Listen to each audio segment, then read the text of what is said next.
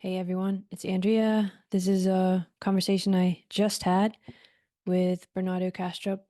I'm actually posting our first conversation later this week, and I already had it ready to post. And then I was just writing with him about that and some other things, and we decided to just kind of jump on and have a talk about everything that's happening in the world as I just got back from the United States and from voting. And I think I'm just going to post our conversation just raw as it is.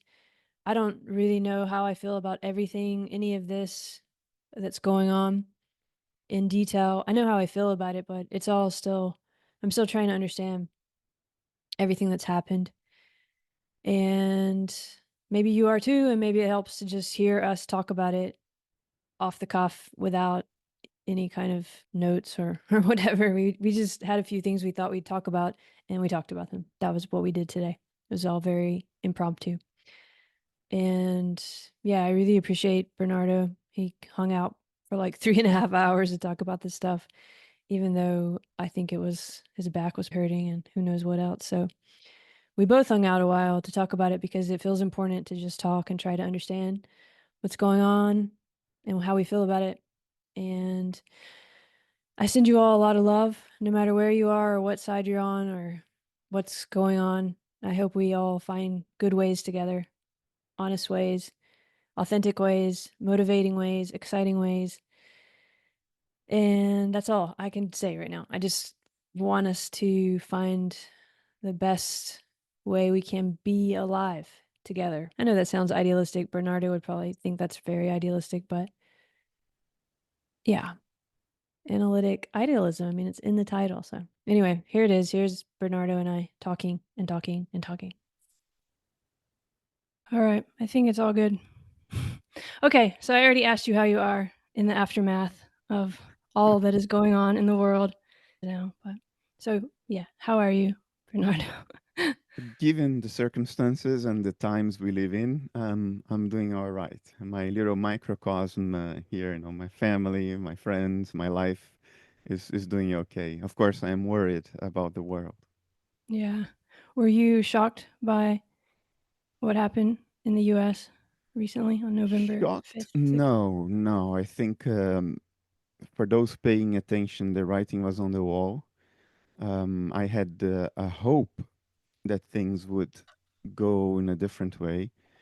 Not that I was, cheering and supporting the other side. I think unfortunately Americans found themselves in a situation where you had to choose the lesser of two evils.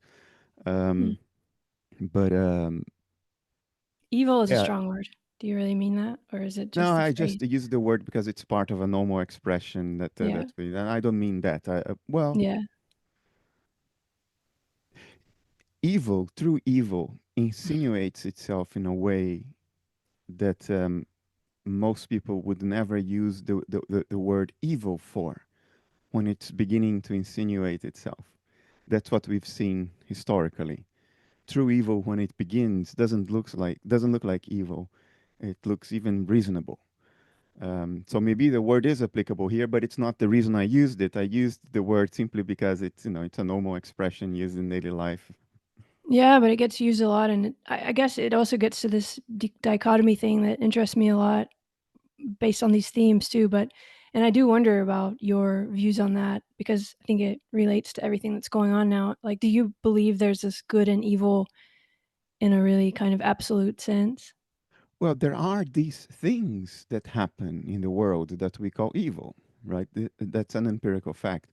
Is the word evil the appropriate one? Well, we can have a discussion on that. What do we mean by evil? Do we mean fundamental evil, or do we mean something that because of ignorance ends up doing harm but is not fundamentally evil?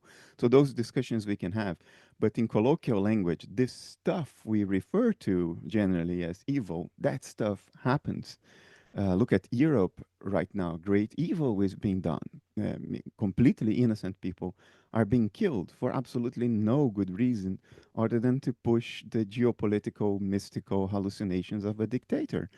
If the word evil is not appropriate for that, no, what is it appropriate for? So evil does happen, and it insinuates itself very seductively in the beginning.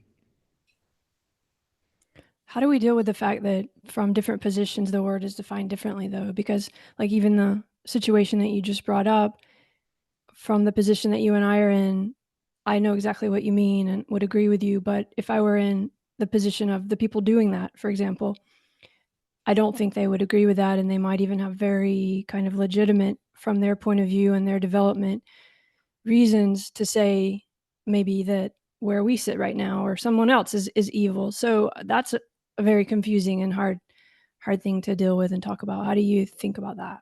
I think it's very dangerous that we find ourselves in a relativistic moral morass in which we Yeah. say that good and evil are relative and there is no truth, it's all about points of view. I don't think that is valid. I think there is a reality to human suffering that when it is imposed on someone unfairly, it should be called evil, and that's an absolute thing. It's not a matter of point of view. We have all experienced injustice, so we know we all know what I mean by that. Um, the problem is that since we are conceptually thinking monkeys, we tend to replace the rawness and of certain absolute reality with internal narratives, and we lose sight of the direct acquaintance with the reality of an evil deed. We replace that direct experience with conceptual frameworks and narratives that sort of muddle the waters, makes everything sort of unclear. And we think that that's the reality then, that that lack of clarity belongs in the world instead of just in our own minds, our own narrative making about the world. Once we slide down that slippery slope, we get into an abyss in which there are no clear moral guardrails. You can justify anything by telling yourself an appropriate story about it. So I'm sure that Putin doesn't see himself as evil. He thinks that he is ensuring the future safety and prosperity of the Slavic peoples, and that the price to pay for that, even though it may be very high in terms of the direct suffering and murder and torture of the Slavic peoples today, they may calculate that in his fantasized conceptual hallucination that that is a worth price to pay for future generations. Of course, that's a delusion. Putin is engaged in mystical thinking here. He thinks that there is such an entity as Russia and the Slavic peoples that is above the actual lived reality of the Russian and the Slavic peoples today. And there is no such other mystical entity, Hmm. such an abstraction that makes it worth to pay a horrible price in the concrete real life today. It's not there, but one can delude himself or herself to think along these lines. Hitler thought he was bringing the German peoples out of misery. Yeah, it's not that I don't agree with you on these things, but I find that it's very hard to nail it down. I mean, like, do we just end up saying, okay, well, we just all fight for our position, and like in the end, it all comes out. In the case of Hitler, for example, like over time, it becomes clear to most people what that really was, right? And so we could maybe think that like what's going on in the world today, over time, it's going to become clear because it is evil, and there is this kind of these regularities show themselves with time. But you brought up narrative a lot in there too, and that's a word like with the U.S. election that's been used a lot. And there's all this kind of everything's about the narrative and how strong your narrative is. And as we know, like you just said, like Putin probably believes his narrative, and there's some kind of weird thing that happens. I mean, maybe you could say what you think about this, but as I see it, that people really believe in their narratives, and therefore there's a power to that that convinces others that they're true. And I'm not sure just relying on this time and that history will tell feels adequate either. It almost feels, yeah, I wonder what you think, like, because I'm someone who I do sort of believe with time the truth comes out, and I'm not a person who wants fighting, and I would, say, like, if you're killing people, it's already like on the side that I don't want to be on. But of course, there's exceptions. But uh, that sort of narrative too can have its trouble. So I guess I just wonder how you deal with it, because it's a paradox that we have to hold, but I think it's hard to hold. That the more you believe in your narrative, even if it's wrong, the more you're going to convince others it's right. Often, Yeah, I agree with you that ultimately the truth comes out. And you might then ask, well, why don't we learn then historically? Well, it's because our lifetime is so short. We are mayflies. A lot of young people alive today have no relationship with what happened in the 1930s.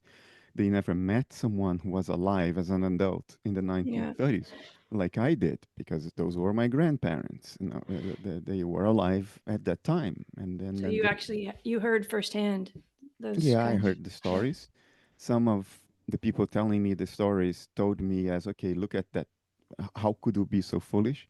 And other people in my youth, the old people of my youth, they had seemingly plausible and reasonable justification for what happened. And into their old age, they thought it was justified what Hitler did, what Mussolini did. So I was exposed to that. I remember real, alive people very close to me in my life who experienced that. But if you talk to an 18-year-old today, it's very abstract.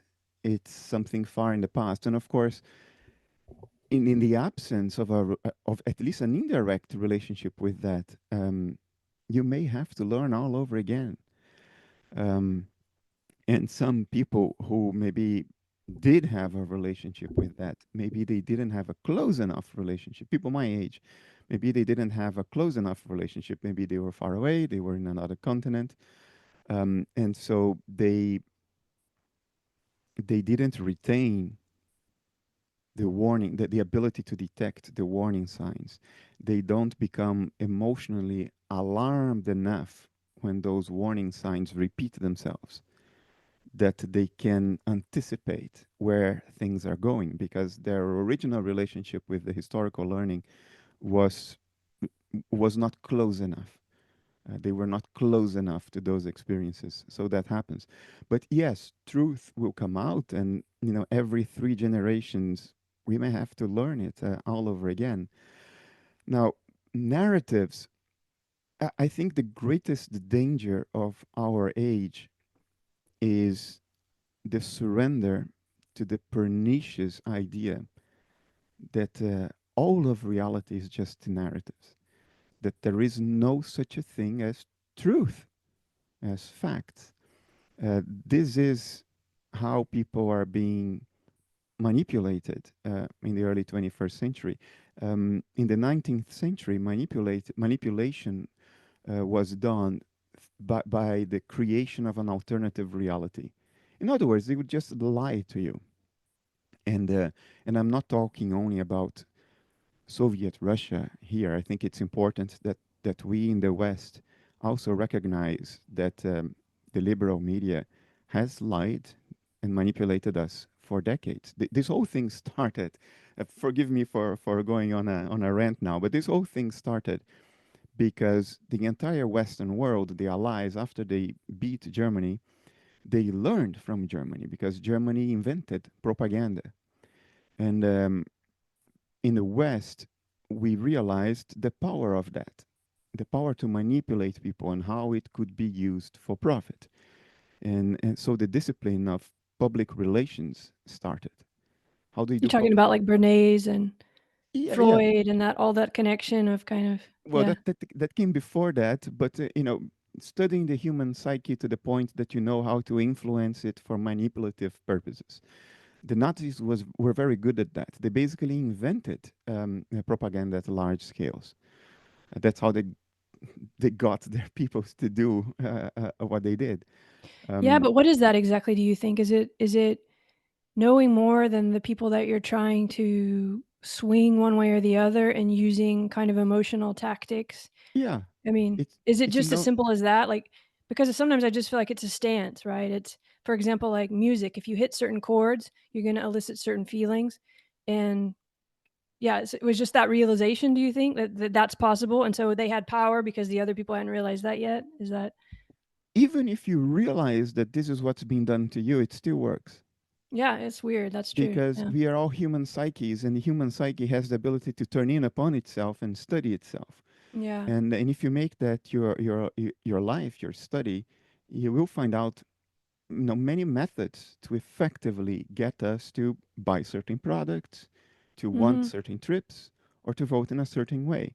So mhm. we learned that from the Germans after the war, and that has become public relations, propaganda, marketing. The things that we consider acceptable, and the liberal elites have employed that onto their peoples for decades. And it's important to acknowledge that, even if I mean, forget MAGA, that election already has happened. It's water under the bridge. But even if populism in general um, is something that we do not agree with, we have to acknowledge that the root grievances are, are valid.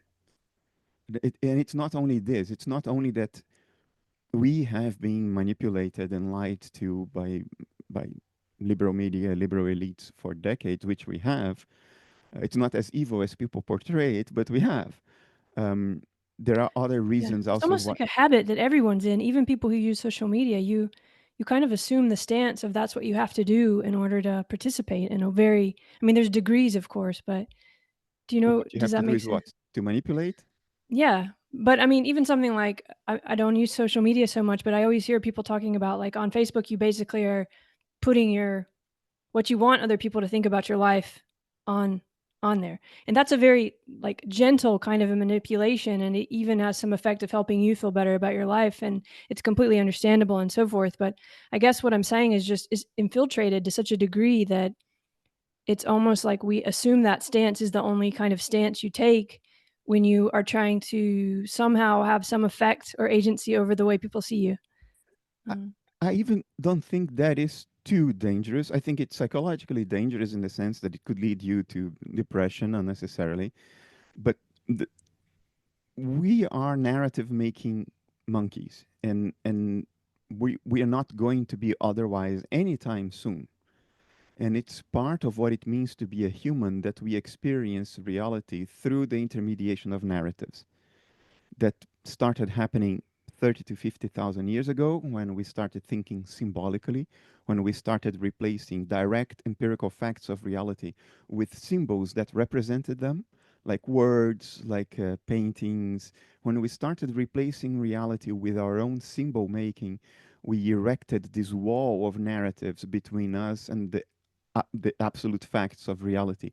So, what we experience is, in fact, how our narratives are modulated by reality, not reality.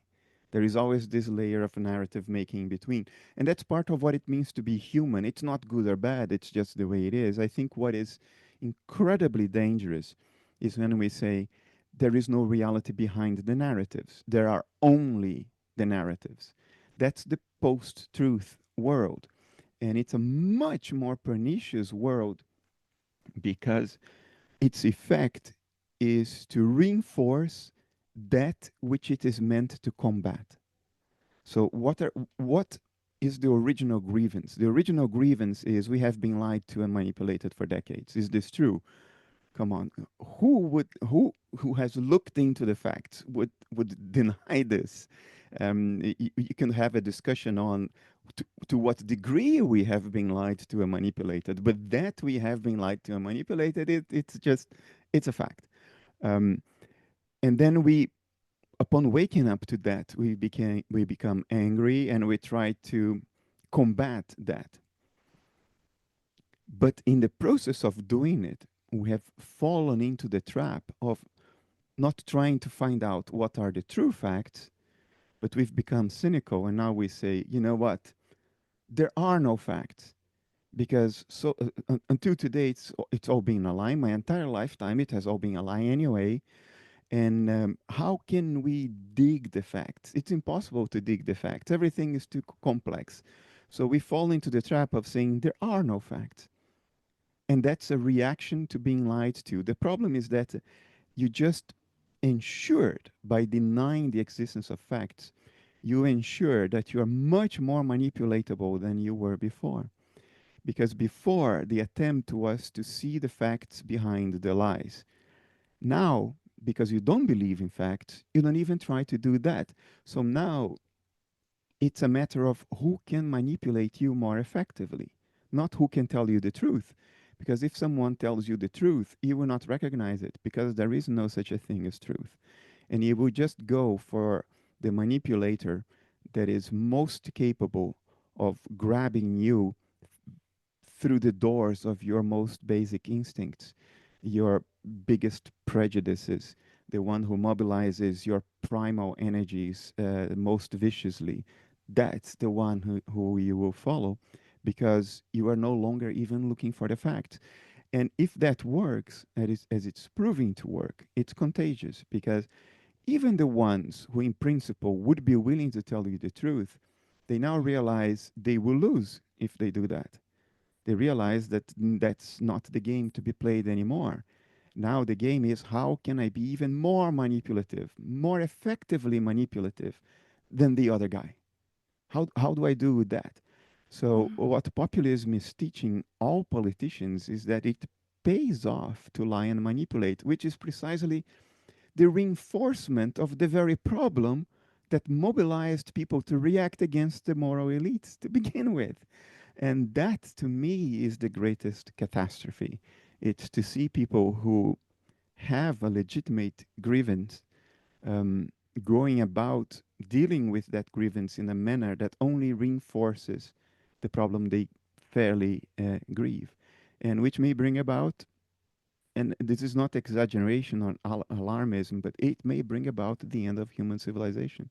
Because once you lose not only access to truth, but once you lose truth as a value, as something to be desired, as something to be aimed for, if you lose that, if you lose the desire for truth, um, you can only be manipulated from that point on.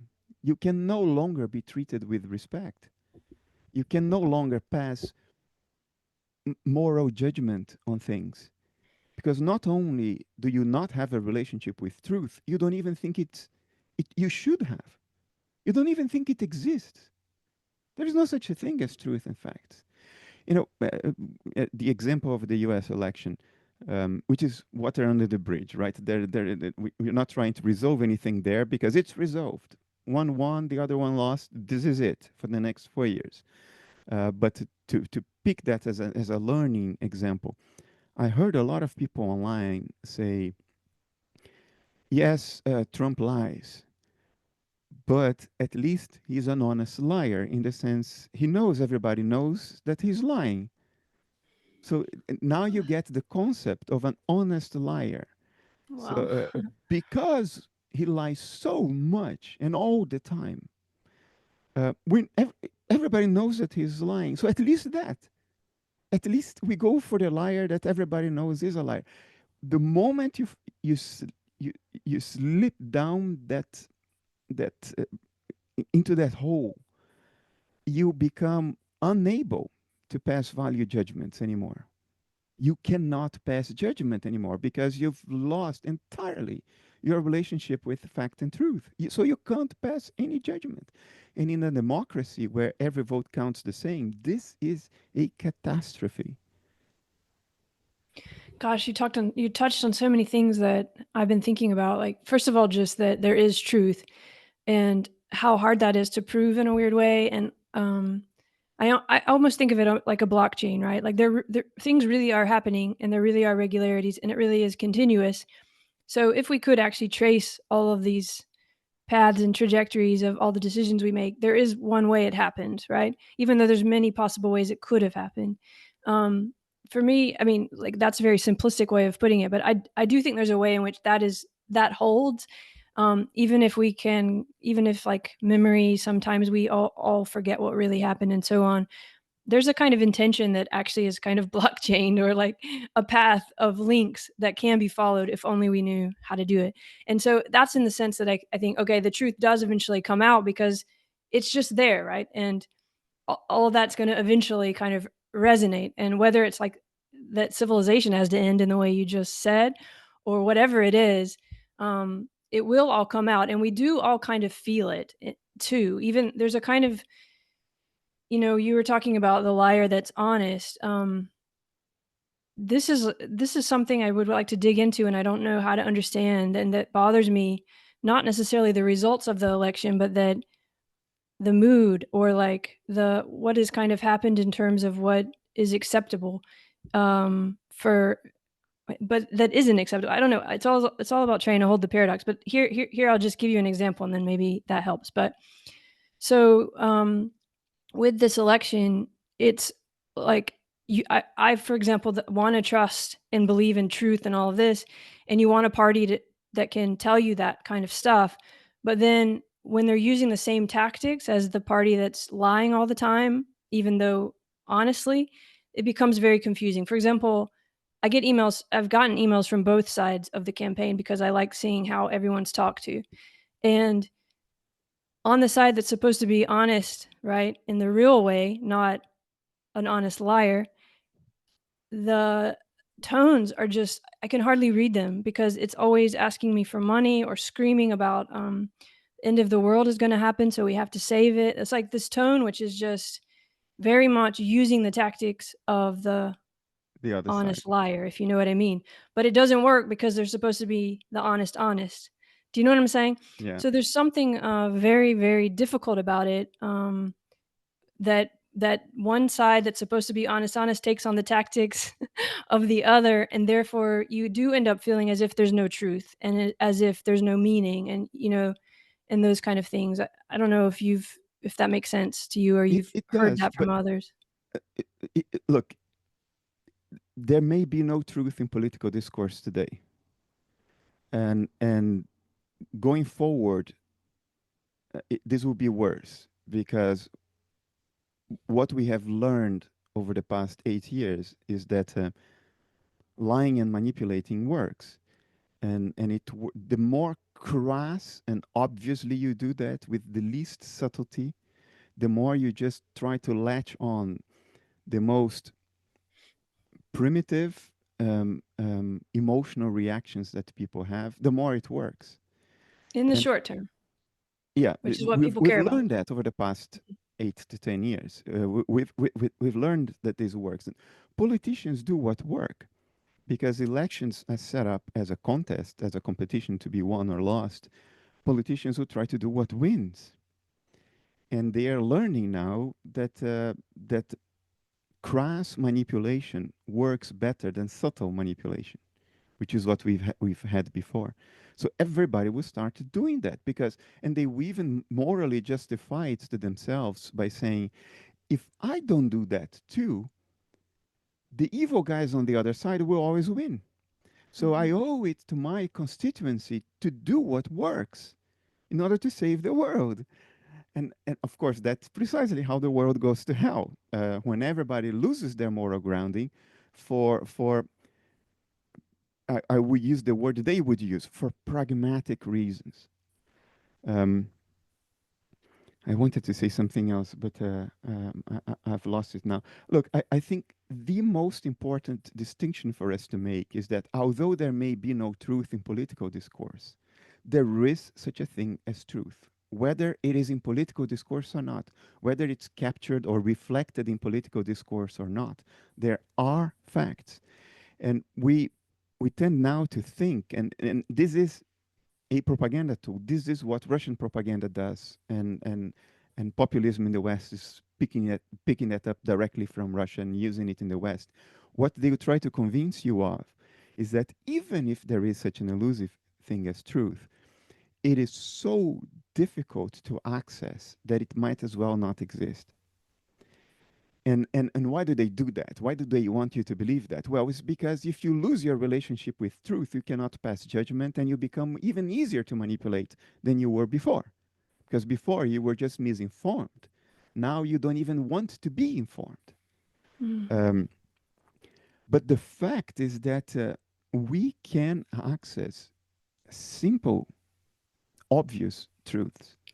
If we don't make it too complicated in our minds, we can access some basic facts that if we develop a relationship with them, it will make it less likely that we will destroy ourselves.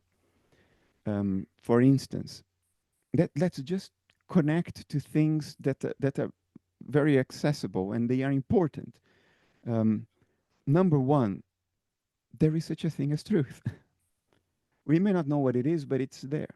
Number two, we should want to access truth because otherwise we are operating in a fantasy world that somebody else created for us for their benefit and not ours, right? If we don't want to live in a manufactured world that was invented to benefit somebody else, then we should want to access the truth. That's the second point. The third point is character matters, decency matters. Um, if you are a conservative like I am, people think I am a liberal in the US sense. I'm a liberal conservative, which in the US is a contradiction, but in the Netherlands, you know that there is no contradiction here at all.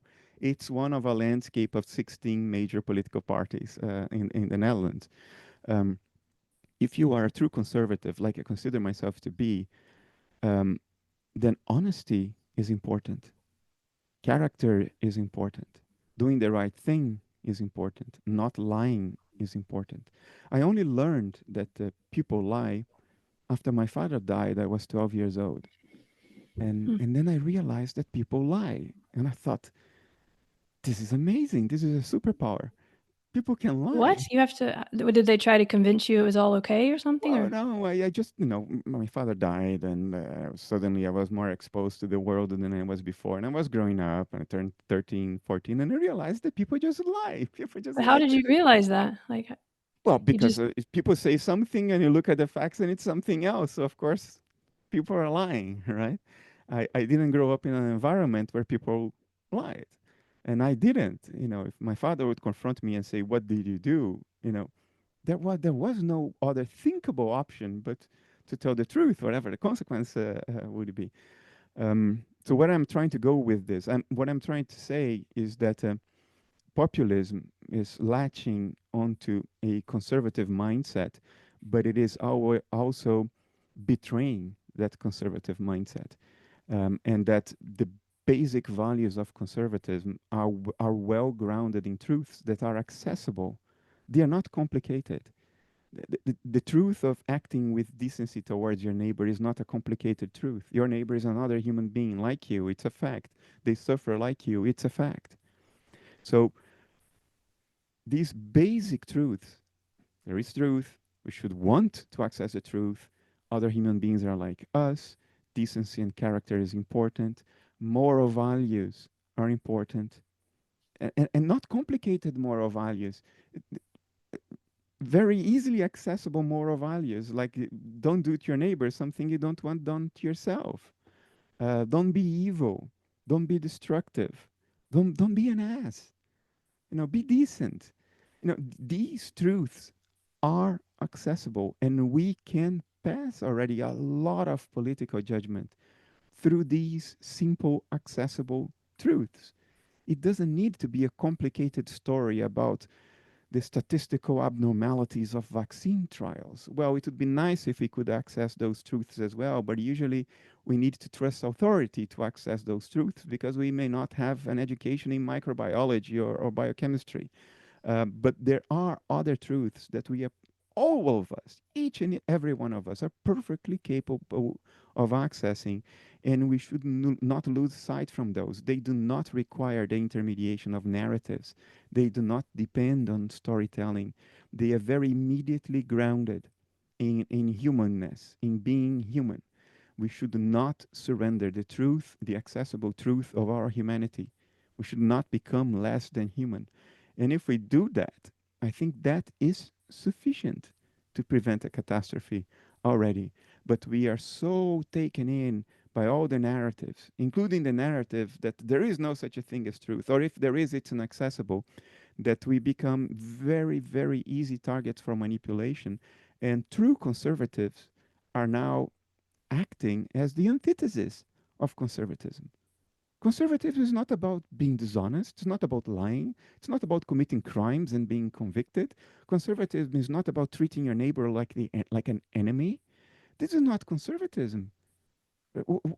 Whatever it is, it's not conservatism. It's a knee jerk emotional reaction to a true um, misdeed of governing elites.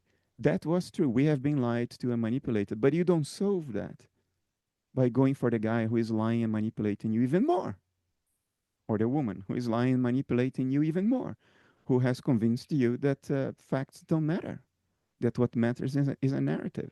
That is the road to hell. And why do I say that? I'm not saying that because I'm an alarmist.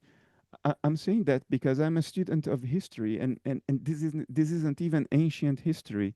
I've known a lot of people who were alive as adults when this stuff happened. Let me give you an example. Well, it will be an example that would be comparable to the US election, but I would do that only for illustrative purposes. The US election is a done deal. I don't think people are online are telling me, what should we do now? We should keep fighting. And I'm like, no, no, that's not how it works in a democracy. Once the results are out and they are fair, and these are fair as far as we know, there have been no massive irregularities. This is it. You fight the battle, or the battle is going. When the battle is over, there is no more battle to fight until when it comes up again. But I'm using this only for illustrative purposes, for the sake of other elections happening elsewhere in the Western world in the coming 4 years. Um, when when Hitler came to power in 1932, he was not the Hitler of 1939 that started the Second World War. No. He was a firecracker, but the German governing elites at the time, they thought he was harmless, that they could keep him under control, they could build guardrails, and that was the whole rationale for why he was appointed prime minister of Germany, and then proceeded to completely change the rules of government in Germany in order to create a totalitarian party, which was the Nazi Party. The Na in Nazi comes from nationalism.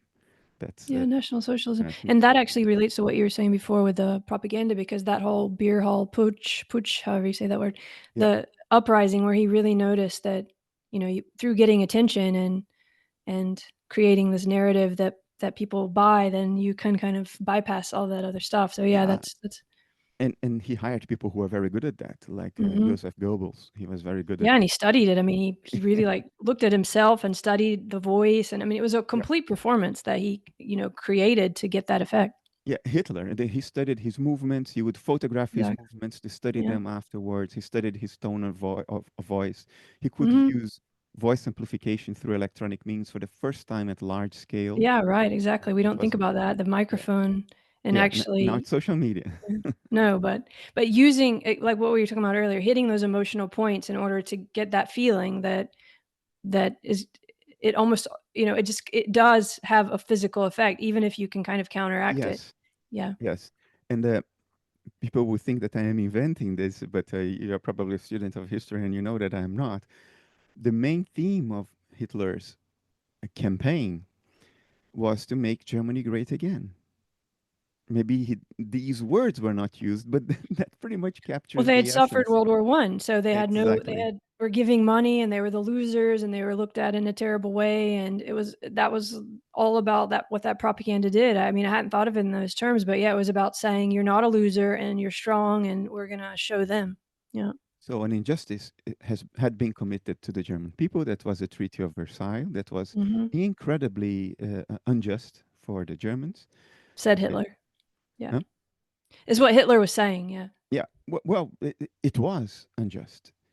The Yeah, it was a French would terrible kind of so much, monetary compensation and yeah. other things even on an ongoing basis. In Western Germany, the French had the right to go in and take coal to heat their houses in the winter and leave no coal for the Germans. Today we talk about factory jobs. Others can come in and take our factory jobs, and we can't heat our houses in the winter because we don't pay our salaries. So the equivalent of that was taking coal away from the Germans. If a French officer would pass on the street and you are a German citizen, you had to remove your hat. If you wouldn't do that, you would be beaten up, you'd be lynched on the streets by French soldiers. So the Germans were humiliated people. That's the word, humiliation, Yeah. and being inhumane, really, Yeah. as They, if the they lost their people weren't dignity. human. They had a sense of lost dignity, which is what a lot of people in the West have for good reasons. This is not a hallucination. Liberal elites have treated heartland people with disdain for decades. This is not a hallucination. This has really happened. So that sense of being disempowered, disenfranchised, and of losing your dignity was very palpable then, as it is now, Yeah, for and that's different what you're like, reasons. the grievances are real, as you The said grievances are earlier. real, yeah. Yeah, but you were Um, comparing this before I went on the history rant, because I find this also interesting, and, but yeah, so, you were sort of comparing, you were gonna say something about the yeah, I'm lesson. getting there. Uh, Yeah. I'm getting there. But the point I want to make is how one can use or misuse legitimate grievances to manipulate a whole people into doing something that is good for that person and not for the people themselves. Because that's exactly what Hitler did. So he Mhm. preyed on the true grievance of loss of dignity of the Germans. He preyed on the fact that inflation was very high in Germany, that Yeah. people couldn't make ends meet. They would get their salary in the beginning of the month, and then at the end of the month, it was worth measurably less. He preyed on These are all. those stories of people, like, taking wheelbarrows full of money just to, like, pay for the tram or something too, where it just got completely, Yeah, you these are know. anecdotes, but Yeah, I know, the but situation still, I think was people will recognize those. yeah, the inflation was high enough to be a real problem. This regardless of the anecdotes, but Hitler, who was not originally a politician, he wanted to be a painter, but although he was technically clever, he didn't have any creative. He didn't have that extra thing that characterizes an artist. Yeah. So He he didn't failed make it at into art that. school. He didn't make it to art school, and then he became a corporal during the First World War.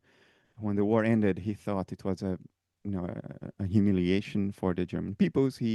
After the war, he continued in the sphere of influence of the army, even though he was not a member of the army anymore, until one of his previous commanders asked him to infiltrate Communist Party meetings as a spy.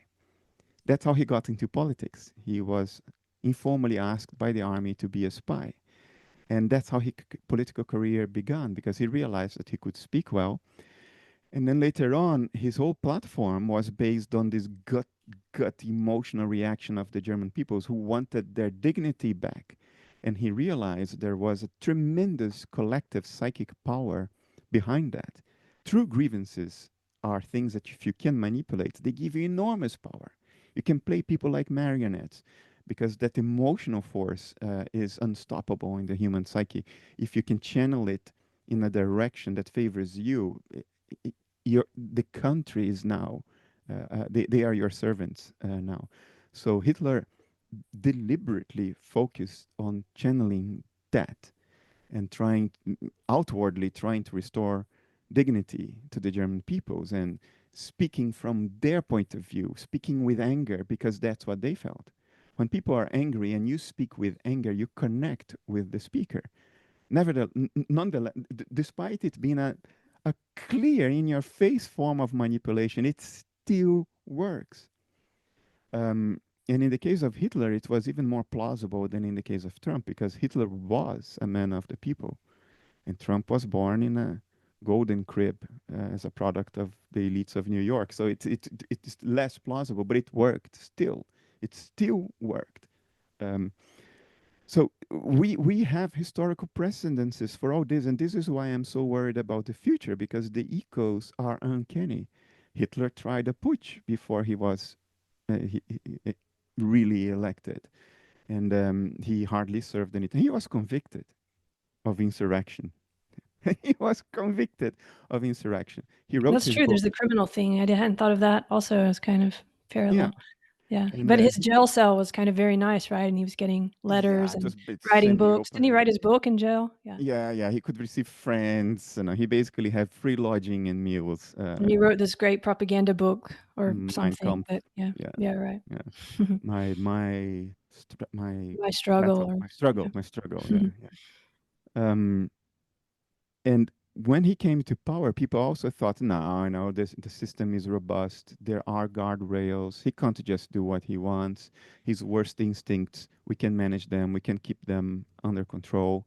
And um, and then he became the Hitler of 1939 with no guardrails, with complete control over all three branches of government. He controlled the courts, he controlled the legislative, and he controlled the executive. Um, Oh and gosh, another that parallel, close parallel, yeah, almost parallel. the man of the people who was angry and populist, but people thought, no, cannot be so bad, right? And he has been around for 20 years. And yes, he tried an insurrection, but only a couple of people were shot and killed. It was not a big thing. He hardly served any time anyway, although he was convicted.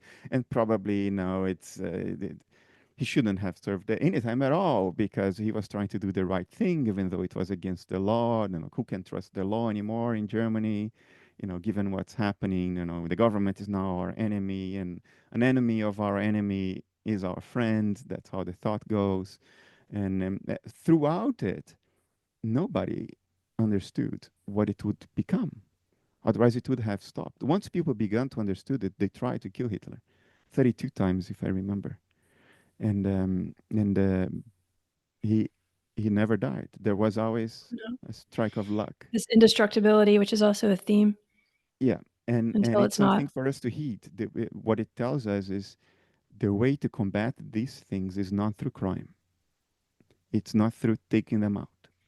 One, it doesn't work. Two, even if it did, the next guy is worse and will feel even more vindictive. And the whole thing will just become reinforced. You start Mhm. creating martyrs and mobilize those ugly energies, which are human but are dangerous even more. So that's the reason of my concern. It's historical parallels, and Hitler is just one. And people may say, "Oh, you're exaggerating." Well, when people in 1932 started raising the alarm, that's exactly what they were told. You're exaggerating. Now, he's just an army corporal. You know, he's a silly guy. You know, he's not even very intelligent. What could he do? I mean, no, what can go wrong, right? Um, Mhm. so that's my concern. I'm not saying that this will happen again. I, I, I literally pray every night to be wrong and for the people that are against me to be right. But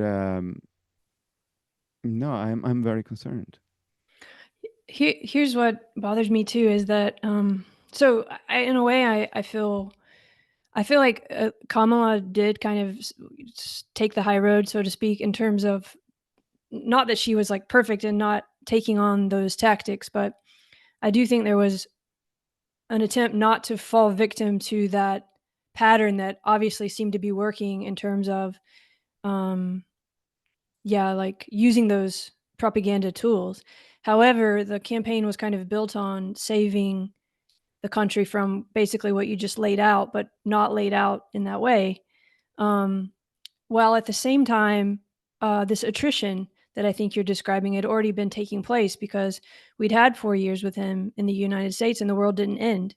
Um, and there's some kind of weird attrition and also acclimatization that's happening where you just he's become so normal and that spirit has become so normal that it's very easy not to take seriously.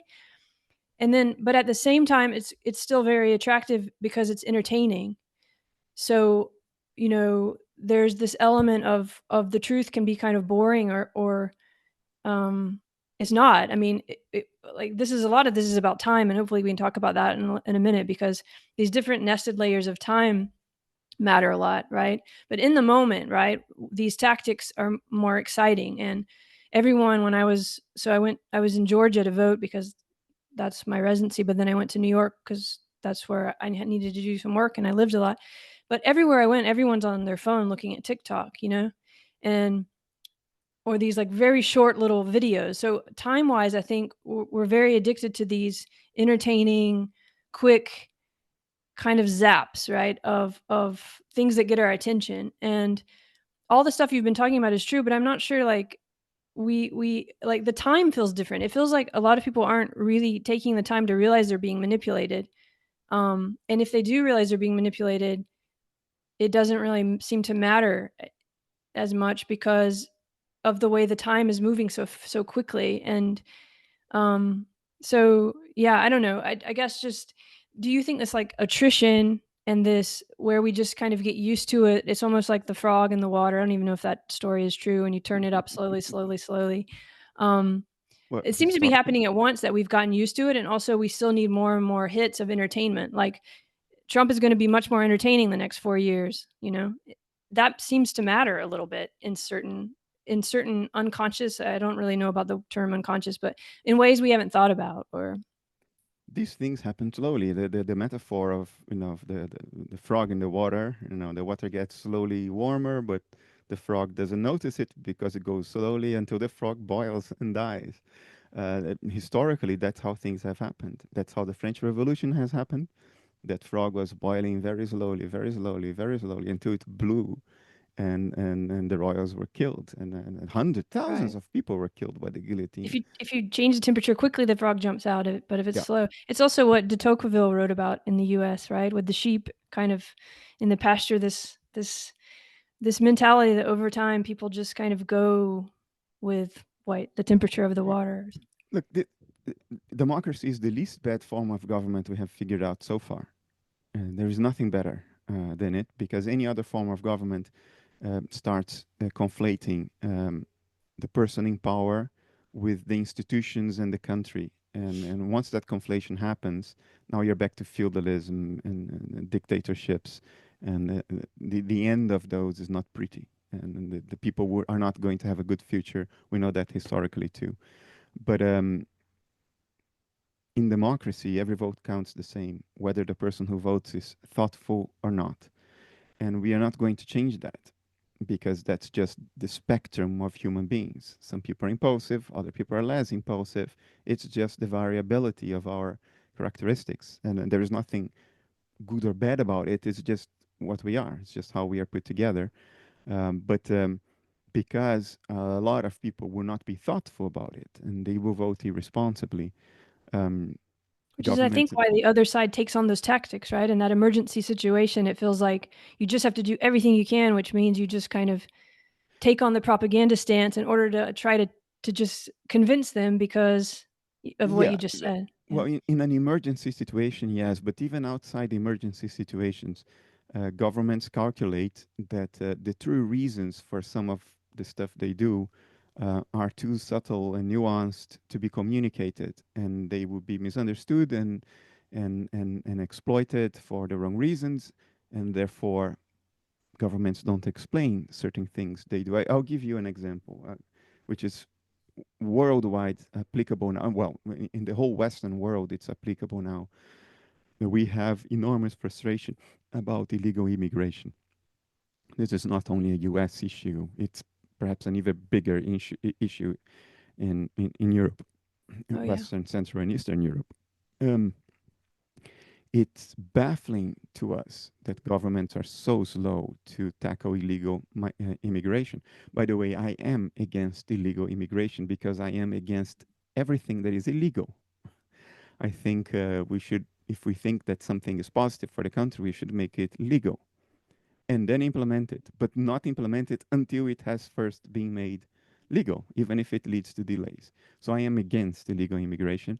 I think the frustration people feel in Western Europe is real and valid, but they are not being told why governments are so lax about immigration, because the story, it's not even complex, but they think it's not simple enough for a political message, which has to be a sort of in pill format. And the reason for that is that we are having an inversion of our demographic pyramid for the first time in human history. It's not that we don't have enough people.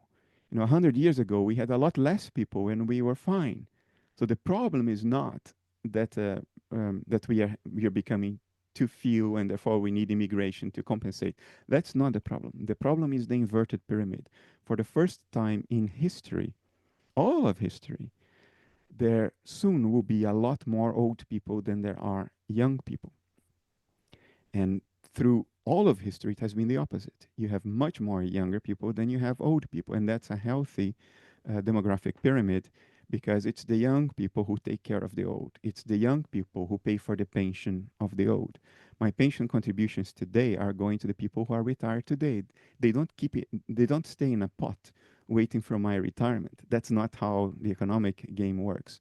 So when I retire in 19.9 years, when I'm 69 years and 9 months, um, when that happens, there will be a lot less people in their 30s contributing to my pension. There will be a lot less people who are nurses in hospitals to take care of me when I get sick and when I need to stay a week in hospital. There will be a lot less people to clean my gutter, to do my garden, to do maintenance. Um, and that is the problem. The problem is not that there are few people. The problem is that there will be a lot of old people and very few young people. So in that situation, which is not talked about openly by politicians because it's considered a too difficult message to give, when Angela Merkel, Mama Merkel, who used to be the chancellor of Germany, when she saw 1 million educated Syrians at the door, young and educated, it was like Santa Claus had just come. It's the salvation of German industry. German industry now suffers from three problems, all of them equally bad: Chinese competition, higher energy prices because of Russia's violent invasion of Ukraine, and lack of workforce. We don't find people to operate the machines, to maintain the machines, to do the jobs that we need to be done. So when she saw the 1 million there, she thought, "My God, that's a Christmas gift, a present from God." It, and then of course the message is, "Oh, we Germans, we are nice people.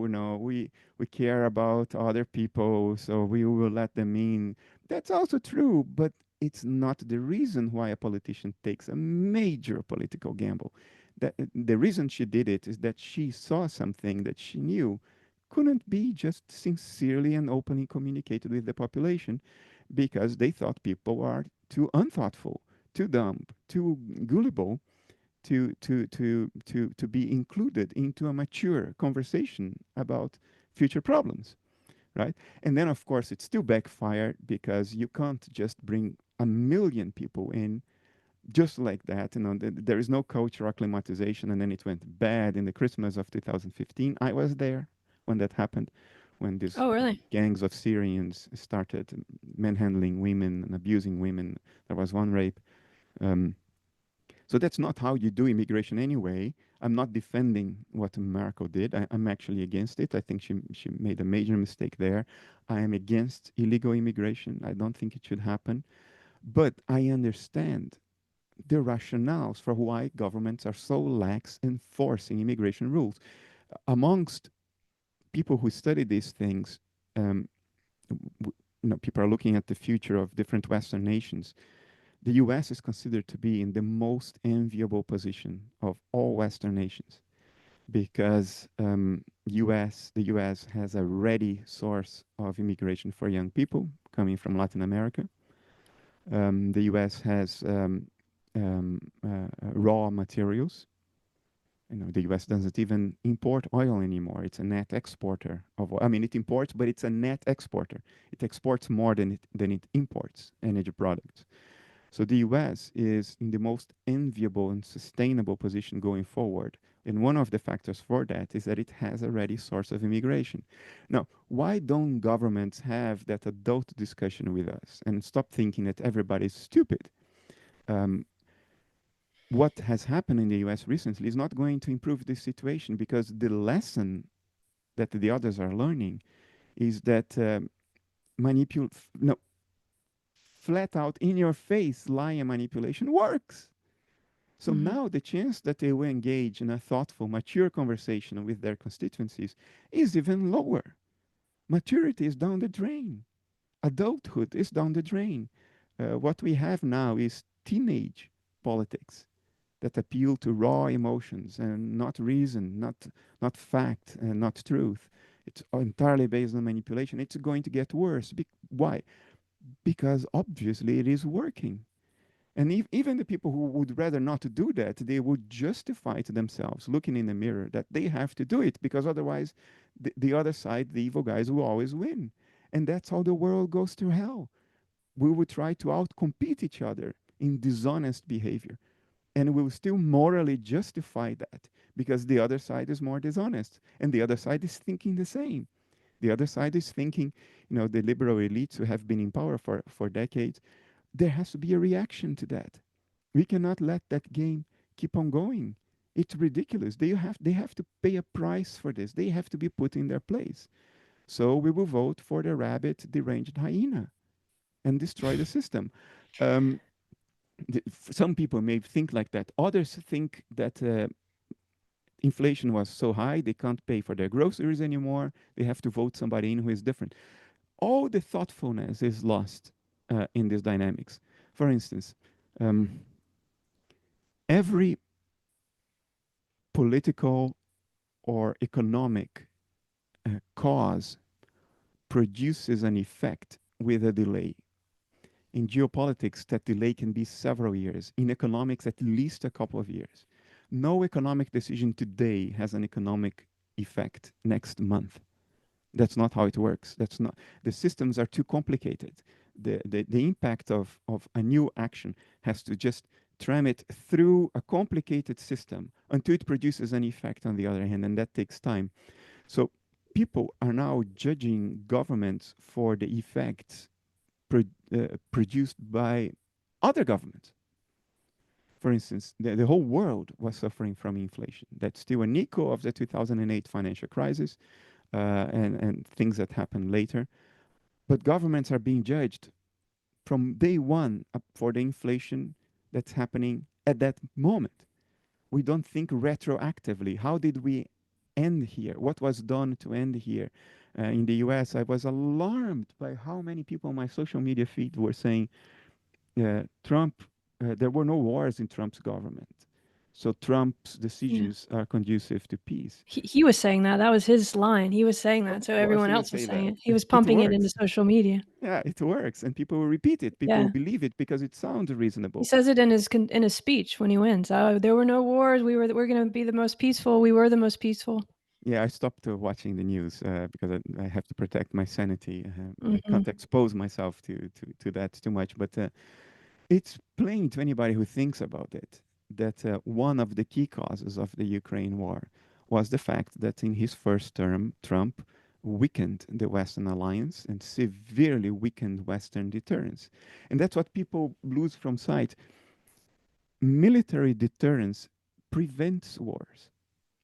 If we were to stop military spending tomorrow, there would be a world war very, very quickly because we are not alone in the world. Western values, the Western alliance is not alone in the world. There are the other guys, totalitarian dictatorships, totalitarian systems that we want to have a very large piece of our pie, of Yeah, you have to have a prosperity very strong military in order not to use it. in order not to have wars. And look, this has worked for 80 years in the European continent. We have not had a major land war in the European continent for about 80 years. Yes, we had the Yugoslav wars. They were terrible. They were catastrophes. It's a shame that they happened. We must do everything we can to prevent those kinds of conflicts, but they were not a major land war at the scale we are having now in Ukraine.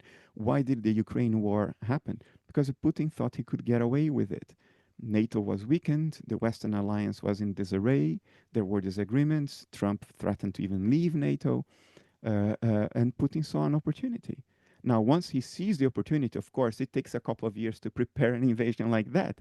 Things don't happen immediately in economics, in politics, in geopolitics. We have to think with a lag. You have to build a lag into your conclusions, and that's what people don't do. You can look. It's understandable why people don't do that, but that doesn't mean that they don't have the moral responsibility. They still carry the moral responsibility, and I think what Trump did carries moral responsibility for what we are facing in this continent right now. Military deterrence stops conflicts. You don't create peace by dismantling deterrence, by dismantling existing alliances that have maintained peace for 80 years, which is an empirical fact, despite all the tensions in this continent where I am, and which all of you came from, if you trace your history far enough. Yeah, Uh, we're uh, all immigrants. it's a fact that we had a lot of built in tensions here, and we were solving those tensions as they should be solved through commerce, through diplomacy, through talks, through changes of law, through international agreements, until one country thought that takes too long and I see an opening. The West is weakened, the West is in disarray, I can get away with genocide. And here we are. And there is another danger. A populist tends to be impulsive. Populism is an impulsive movement. The, the populist politicians that are in a position of leadership arrive in that position because they are the best politicians to mobilize the people along their lines of thinking, and the best people to mobilize uh, uh, um, their population through emotion, like anger, like the need for revenge, to be one up on the other guys who have lied to you for so long. The best way to mobilize people through these raw emotions are impulsive people. Impulsive people speak the language of emotions. So they are the politicians that find themselves in power. And in populism, that's what you find, impulsive politicians in power. That character trait is such that you can easily find yourself in a situation in which you have a populist politician who is sincerely going for peace. I have no doubt Trump sincerely wants peace. I have no doubt about that at all. It's not part of his agenda to start a war. It makes his life more complicated. But because of impulsiveness, not only his, but many other populist politicians, post truth politicians, in their efforts to bring about peace, if they perceive for a moment that the other state actors involved are not respecting them, not taking them seriously, poo pooing their efforts, or offending them in some way, they're liable to instantly switch to the other extreme, which is to show you that I've got a bigger rocket, if you know what I mean. Hmm. And in a situation of tremendous geopolitical tension in the world today, with a liberal thought of nuclear weapons, impulsiveness is incredibly dangerous, particularly when you don't really have checks and balances anymore because you control all branches of government through a policy of loyalty above reason. This is incredibly dangerous. Yeah, I definitely agree with you on that one, and I can see how we aren't seeing that side of it. I mean, a lot of people think like Trump and Putin kind of go together, or all these people, the macho kind of personalities, like they're going to team up and somehow, um, Become buddies. yeah. But the danger is actually more the opposite, that there will be impulsive kind of ego manipulations going on. There are other dangers. Yeah. Other dangers. You can force peace. I mean, the U.S. has enough leverage to force peace on anything anywhere in the world. But that's just a semblant of peace, because what you did, you bottled up a conflict that will flare up again at a much larger scale because both parties will have time to reconstitute and rearm even better than before, and the whole thing blows up again. Tito enforced peace in Yugoslavia for decades. Mm, Tito gosh. enforced it. Yeah. The tensions were all there. Nothing was fundamentally resolved. No grievance, no disagreement. Nothing was resolved. You just enforced peace. And we all Yeah. know what East happened in Germany, the even. I mean, 90s. there's a lot of, yeah. Yeah. So But you can bottle up the Ukraine conflict now. Are you solving it? No. It will blow up again. It will be maybe 10 times worse. So that's the other danger as well. I wonder though, because when is the last time that you were in the United States? Was it recently or? A couple of years ago. Yeah, because it feels different there. Like I'm always shocked by it, and it's when I actually enter that atmosphere. things always look very different to me than they did when I'm here in Europe.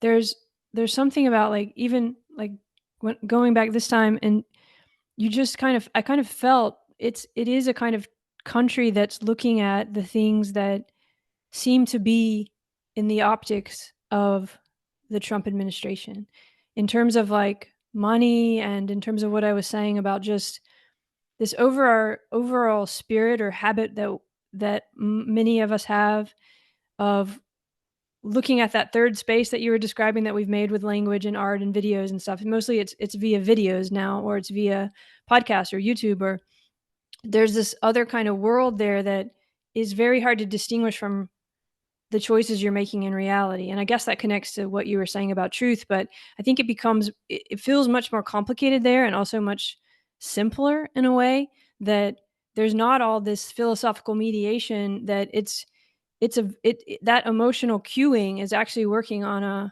a really immediate and fast level that seems at a pace that's hard to even notice or stop. Like it just without maybe some kind of a big disaster or I don't know, but and there's also this feeling of that.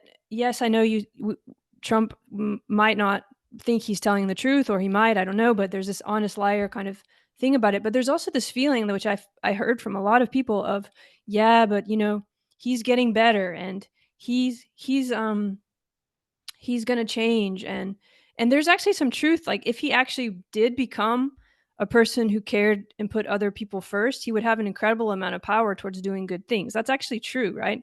Because he really could. He really is in the position where a lot of people would follow him if he really decided to kind of do good things in the world. It's really true. And I heard a lot of people saying, "Well, he's going to change. He's now that, he had this death threat and he almost died and like you know, there's that story too going on." Yeah. So, I feel like it's in a way much more complicated than it seems and also much more immediate and visceral and emotional and optical. The I think advantage. Yeah. I think even the people who vote for him are now realizing, okay, we did what we did, and he has complete control Yeah, like now. what did we do? Or what is this? Nobody And knows. of course, they would spin a positive narrative. I sincerely wish that that narrative turns out to be true. I sincerely Yeah, wish me that that's too. what will happen. But this I was before the vote. This was when I Yeah. was talking to people about their vote, even people who had voted for Biden and now were going to vote for Trump or something, that it was almost like and I understood, like from here that seemed crazy to me, but when I went back into the country, I don't know, it almost like you go into the atmosphere and I understood it better. And I understood that kind of confusion between him being familiar and that feeling like you could trust it and it was going to turn in a good way. And also, of course, all the other underlying layers that we think we've come farther in the States than we have in terms of what people will vote for. Um, yeah, I don't know. It just felt Yeah. like there's so many complicated themes. In some ways, we've progressed so far. I could tell you stories, of things when I was a kid that now are normal in terms of more justice and fairness and acceptance. But then on the other level, there's all these very, very real emotional threads that I think are actually making the decisions in an immediate kind of way that has nothing to do much with contemplation or, yeah, I don't know. Oh, yeah, that's very human. Yeah. I The final week of the campaign, I followed the words of both candidates. And people ask me, which broadcaster did you use? I'm watching CNN, you'll be manipulated. No, no, forget this. I'm listening to the words they said. I'm not listening to political commentary. I was appalled by Trump saying that Liz Cheney should be shot in the head with 9 barrels pointed to her face. I think those were the kind of alarming statements that overshadow any other possible rationale you could have about a candidate for the leadership of the free world. It just overrides everything else. It, it, you don't need even to look at the competition, whether the competition is good or not. That's a disqualifying attitude to take, and that happened after both attempts at his life. So I do not see any sign that his empathy is growing, or that he will put the interest of the people above his own. All signs I see are warning signs. Every more or less level-headed person he worked with in his first administration actively campaigned against him. There was only one exception. Um, so no, I do not see any positive signs, which doesn't mean that it won't be positive. It may be positive, despite the complete lack of signs that it may be. So, and that's what I hope. Now, I think we should also not be too naive and put all the blame on the lies, the deception, the in-your-face emotional manipulation of legitimate grievances. We should not put the blame in the lack of thoughtfulness of voters. These are all facts. But if we don't also look to the other side and understand that part of the failure was the inability of the system to produce a plausibly positive alternative. And I don't want to insult Kamala Harris or her voters. That's not what I'm trying to do. But I think the only alternative to populism is a political movement that, for the first time, um, will actually be sincere, honest, and treat people like adults, as opposed to Yes, using the yes, Nazi exactly. created forms of political manipulation and propaganda that we've learned in the 1940s. I think I'm sorry to interrupt you, but that's exactly what I was trying to say with those emails and things, that although I think she did that in certain ways, like, there's difference between the person and then this third mediated space of all the stuff that you get in social media and so on, which, I love what you're saying about, just can we just be direct about, here's the reason we need immigration, and can we just be like, treat people like they can handle it? And for me, that's what I wanted in this election, and what would have showed the truth about certain statements, that, like the ones you just said from Trump, which are just overwhelmingly wrong, right? And people know it, but they don't hear them or see them that way. They just think, oh, it's just, crazy stuff, and he doesn't mean it. Because there's no clear contrast of just the truth, because the truth seems so hard to say, and because those tactics are the ones you're still, like, you hear the same tone in, maybe not her, but in the people that are representing her to you, and in these other ways. So that also adds to that, where it just doesn't seem like there's a contrast, right? Yeah. Um, yeah, but just being like, coming honestly, why is that so hard to just treat people like, Well, in that way? it's hard because you think that you don't get enough airtime, that people will not give you enough attention span for you to actually make your case. It's hard because our political parties are in a kind of a competition game. In the ideal world, you would say what you think, regardless of whether the polls are telling you that the population agrees with you or not, right? You would say what you think, and then people decide whether it's in agreement with their views or not. But what we have now is politicians adjusting their message according to the polls.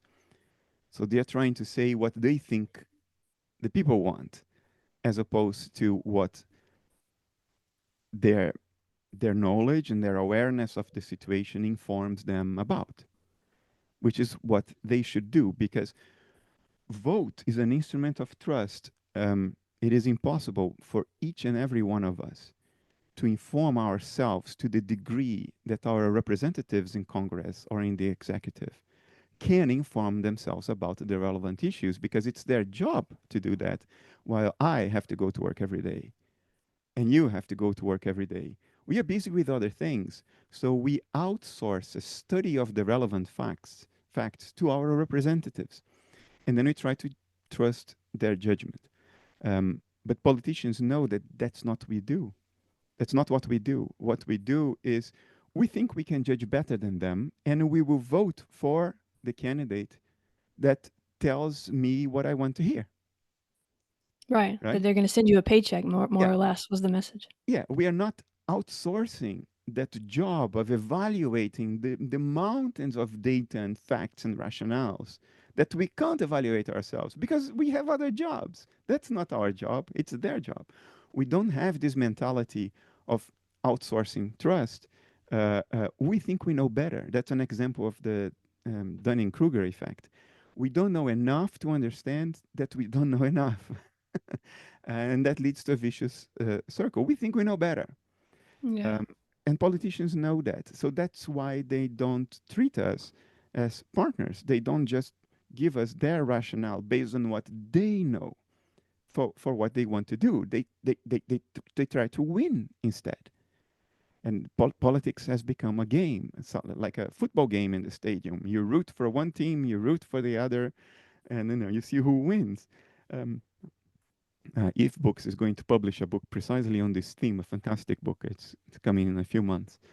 Um, that's why we are not treated as adults. For instance, the current chancellor of Germany is trying to treat people as adults. He's going to lose the election. Because he has Well, yeah. also not been very effective. Now his government is a bit of a mess. Different members of government are trying to do different things. There is no coordination. So yeah, there is a level of incompetence there. But he did try to tell the facts, and it has backfired. Um, I think we should try. Some political movement should have the courage to once at least try to say it as it is. Right now, their calculation, let's take two examples. Let's take immigration. Their calculation is the following. I want to win. I want to stay in power. What is the worst of the two options here? Now, option number one, I do not enforce immigration rules, but I will make sure that in 4 years there are enough nurses in the hospital. And then I'll suffer a backlash for immigration. But if I don't do that, and I really enforce immigration rules, a few years down the pike, people will end in hospital and there will be nobody to take care of them. And that will be a massive national scandal. They would think the country became a third world country, a banana republic. How can it be? My father needed surgery and they couldn't operate on him because there aren't enough nurses in the hospital, incompetent government. They think the latter would be worse. So they take the fallout of the former. That's the calculation. I think a political force should emerge that just tells people, here are the facts, here are our judgments of the facts. It's our job to spend our full time looking at these facts, analyzing scenarios, gaming it out through simulations, and here are our conclusions. And therefore, we will make this choice instead of that choice. Let's try to treat people as adults for once, as opposed to just doing PR and playing a game of who is better at manipulating the public. I think if we try to do that, the result may be surprising because we just haven't tried in 80 years. We haven't bloody tried. Well, you just kind of gave an example of that someone who's tried. Here's what I think. I think that's totally true, and at the same time, it's not either or because I think um, there still needs to be some kind of performative aspect to it. Like, can you be performative and attention grabbing in a way that's also presenting the truth? Because I think we need like both because it goes back to that just physical reaction of what gets your feeling and attention and emotion, and most people are gonna go with that. So, can you be a honest person and still create your message in a way that is emotional in that sense? Because those I feel like we seem to think that if you're doing that, then you must be evil, right? If you're using propaganda, and that feels like maybe that's not right either because like, why shouldn't we try to I mean, I sort of talk to myself too because I'm one of these people, I don't wear makeup, I'm just, like, very, always kind of as I am, and I've started thinking maybe it's, you know, like, maybe you do kind of owe people something in a way to help them keep their attention, um, or maybe, I need to rethink that if you're trying to look a certain way or put on a certain performance, that necessarily means you're not being authentic or true. Maybe those two things aren't either or, and maybe trying to separate them is also kind of creating these more of these divisions to where like, you know, this inertia is pushing us into certain kinds of categories that we can't break out of, because, you know, the truth doesn't have to be boring, right? Yeah, it's fine to polish the message so long as you treat people as adults. Otherwise, you're feeding the opposition. I'll give you another example. It is true that the COVID vaccine studies have shown could have terrible side effects. By the way, that was true for just about every other vaccine humankind has invented, and which are directly responsible for the massive improvement in childhood survival that we've had over the past 150 years or so, 100 years. Um, it is true, catastrophic things happened to certain people. It is true that vaccines were not 100% safe. Studies have shown that, plenty of studies. But instead of having this adult conversation with the population and saying, despite this, the statistics and the models show us that if we deploy the vaccine, then certain people have terrible side effects. But if we don't deploy the vaccine, hundreds of thousands more will die. We think that we should bite the bullet, take the risk, and vaccinate. And we think you should choose to be vaccinated because your chance of dying of COVID without a vaccine outweighs your chance of having a serious side effect. It is a risk. You will be taking a risk, but you'll be taking a risk either way by vaccinating or not vaccinating. Hmm. And all data indicates that the risk is lesser if you do vaccinate. And then you vaccinate and you have terrible side effects. Well, you've been treated that like an adult. You knew what the stakes were. You knew what the rationale was. But if instead we tell people vaccines are always safe, which is what happened, you're feeding the opposition because, of course, those cases in which the vaccine was not safe, they will pop into the media. And then the other side will tell you, look, they have been lying to you. Hmm. So you always hand gifts to the populist demagogues by not treating the population as adults. Okay, I agree. And also, what about this though? Because we're not like, so if you come on and you say the truth, right? Then and you say both sides, then, you know, 1 hour later maybe you're going to see a soundbite where you just see one side presented, and so then that is going to be spread everywhere. Um, this happens, right? Yep. And then it's also become a sign of weakness, right? Because that's the presentation of Trump as a very self-help oriented thing that sort of says you must always say what you want to happen, and you never concede that you've done anything wrong. You never say anything bad about yourself. You never admit to doing wrong. Like, your language itself, every little detail is always on one side, which is the side that you are right and that things are positive. He's very, very much followed that playbook, which is a self-help kind of playbook, but it could also, you know, taken to extreme. It is, and he's schooled in that. I mean, he learned from that, some of the teachers of that self-help philosophy, you know, as young. So he's very much doing that in the most direct way. And so if you just come with what you just said and you say things as they are, at least in the short term, all that's going to happen. All that's going to happen is he's going to say, or something. It doesn't have to be him, but Yeah. it will get said. They said this, and it'll just be half of what you said that was taken, and Yeah. that's the only thing anyone will ever hear, and at least most people. And so the narrative, we're back to narratives, has been completely changed from the way that you've put it into the world. Now, if everyone was doing that over time and time, you know, maybe in over time it would change the pattern, and what is now kind of accepted as normal would change. And hopefully maybe that's even what's happening. But if we just look at the short term, people who try to be honest don't get the honest thing that they said represented in that third world Yeah. Yeah. media land. Look, in a normal situation, um, there will be facts you will make publicly available as an honest government that treats the people as adults. They will put the entire story out, publicly available to everyone. And then what you describe will happen. But there will be also those voices uh, uh, calling them out and saying, he showed you only half the clip. Here's the whole thing available in the USA.gov website, whatever it is.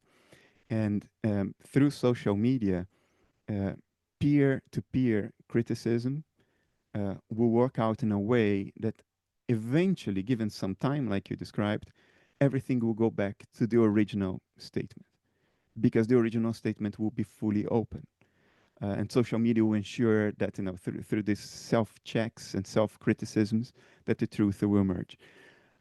Why is it not working right now? It's because populism is well crafted enough to preemptively insulate the dynamics I just explained. And the way they preemptively prevent this dynamic from happening is by denying the very existence of truth or fact. It's by there is a political philosopher called Vlad Drexler who has a very nice YouTube channel. He has explained this ad nauseum in a very accessible way. But the game here is to say, whatever you will see, even if you see the complete original statement, you cannot trust even that either, because there is nothing to trust. And how do they do that? They do that by inserting conflicting messages into the airwaves. That's what Russian propaganda does. Soviet propaganda would present you an alternative reality, but an internally consistent one. Russian propaganda would tell you it is A. Next day they say, no, no, it's B. And then next day it's C. And A and B and C are all contradictory. And the idea is that it will cause you to throw your arms up and give up on the very idea that truth exists or that you can ever hope to learn it. So that's the mechanism that is used to prevent what I just described. Otherwise, what I just described would eventually work, even if it took time. But people are now manipulated into giving up on truth as a value.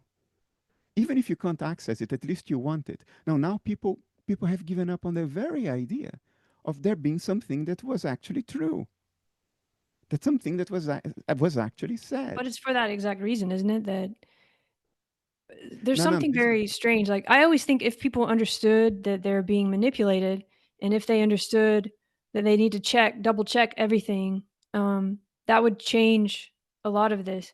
But how do you really, I mean, if you're just in the moment being stimulated and going with your stimulation, you don't really most people aren't going to take the time to go check on us.gov or whatever. And first of all, that whole thing is going to have to be controlled by people who are doing the right thing too. I mean, so, there's so many layers to it all that I guess that's what I was saying about maybe we need a performance kind of aspect to it, because you're going to have to start right with the emotional, and somehow that at that level you're going to have to introduce this way of being able to hold the paradox and being able to say nothing I hear is 100% true, and there is truth, right?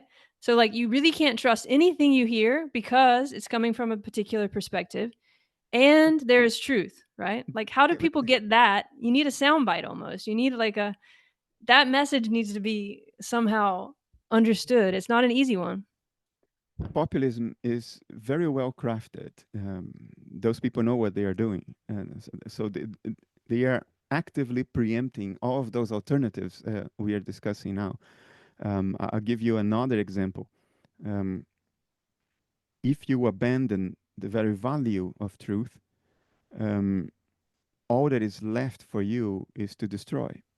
There is nothing to construct because the foundation of construction is a foundation of what is true, right? What is Yeah, good, that's a what really is important true. point, which it speaks to all these crises, right? Like Yeah, meaning crisis, meta crisis, poly crisis, all this yeah. crisis. So That yeah.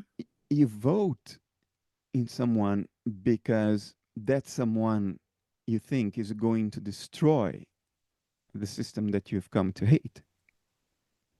You're not voting to reform or reconstruct or rebuild. You're voting to destroy. That's the human emotional, primordial gut emotional reaction.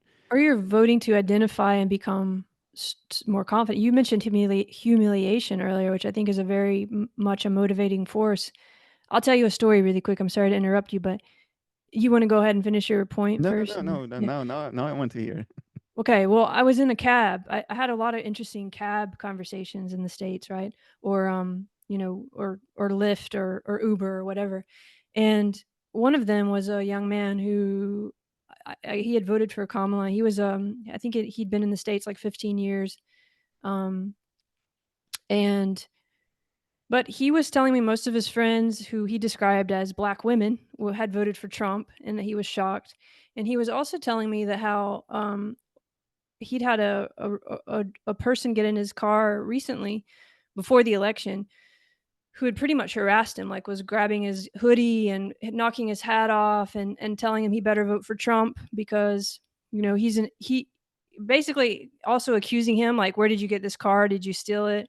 I've I was born in America and I don't have a car as nice as this.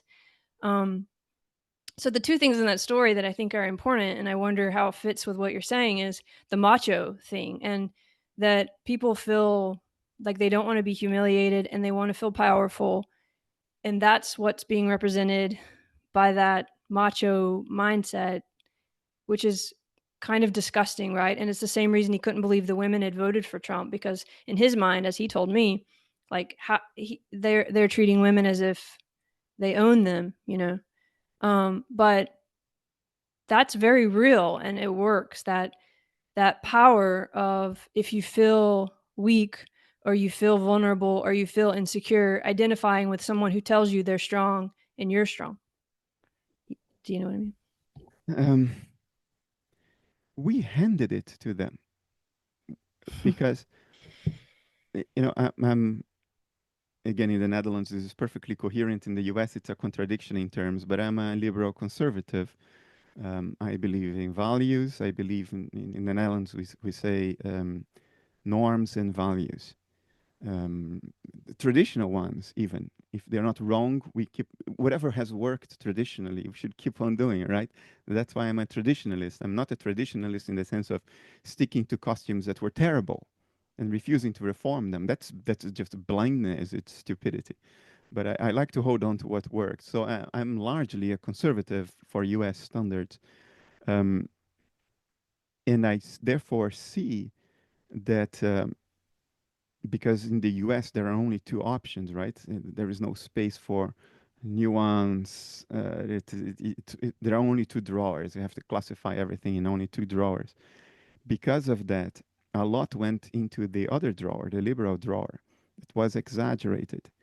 Um, I think the origins of the what we call the woke movement today were based on decency and the respect to human freedom.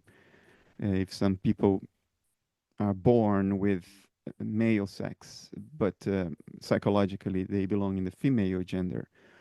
Who are we to tell them that their experience is wrong? And who are we to force them to live in a way that's not natural to them? As long as they don't infringe on my freedom, I shall not infringe on theirs.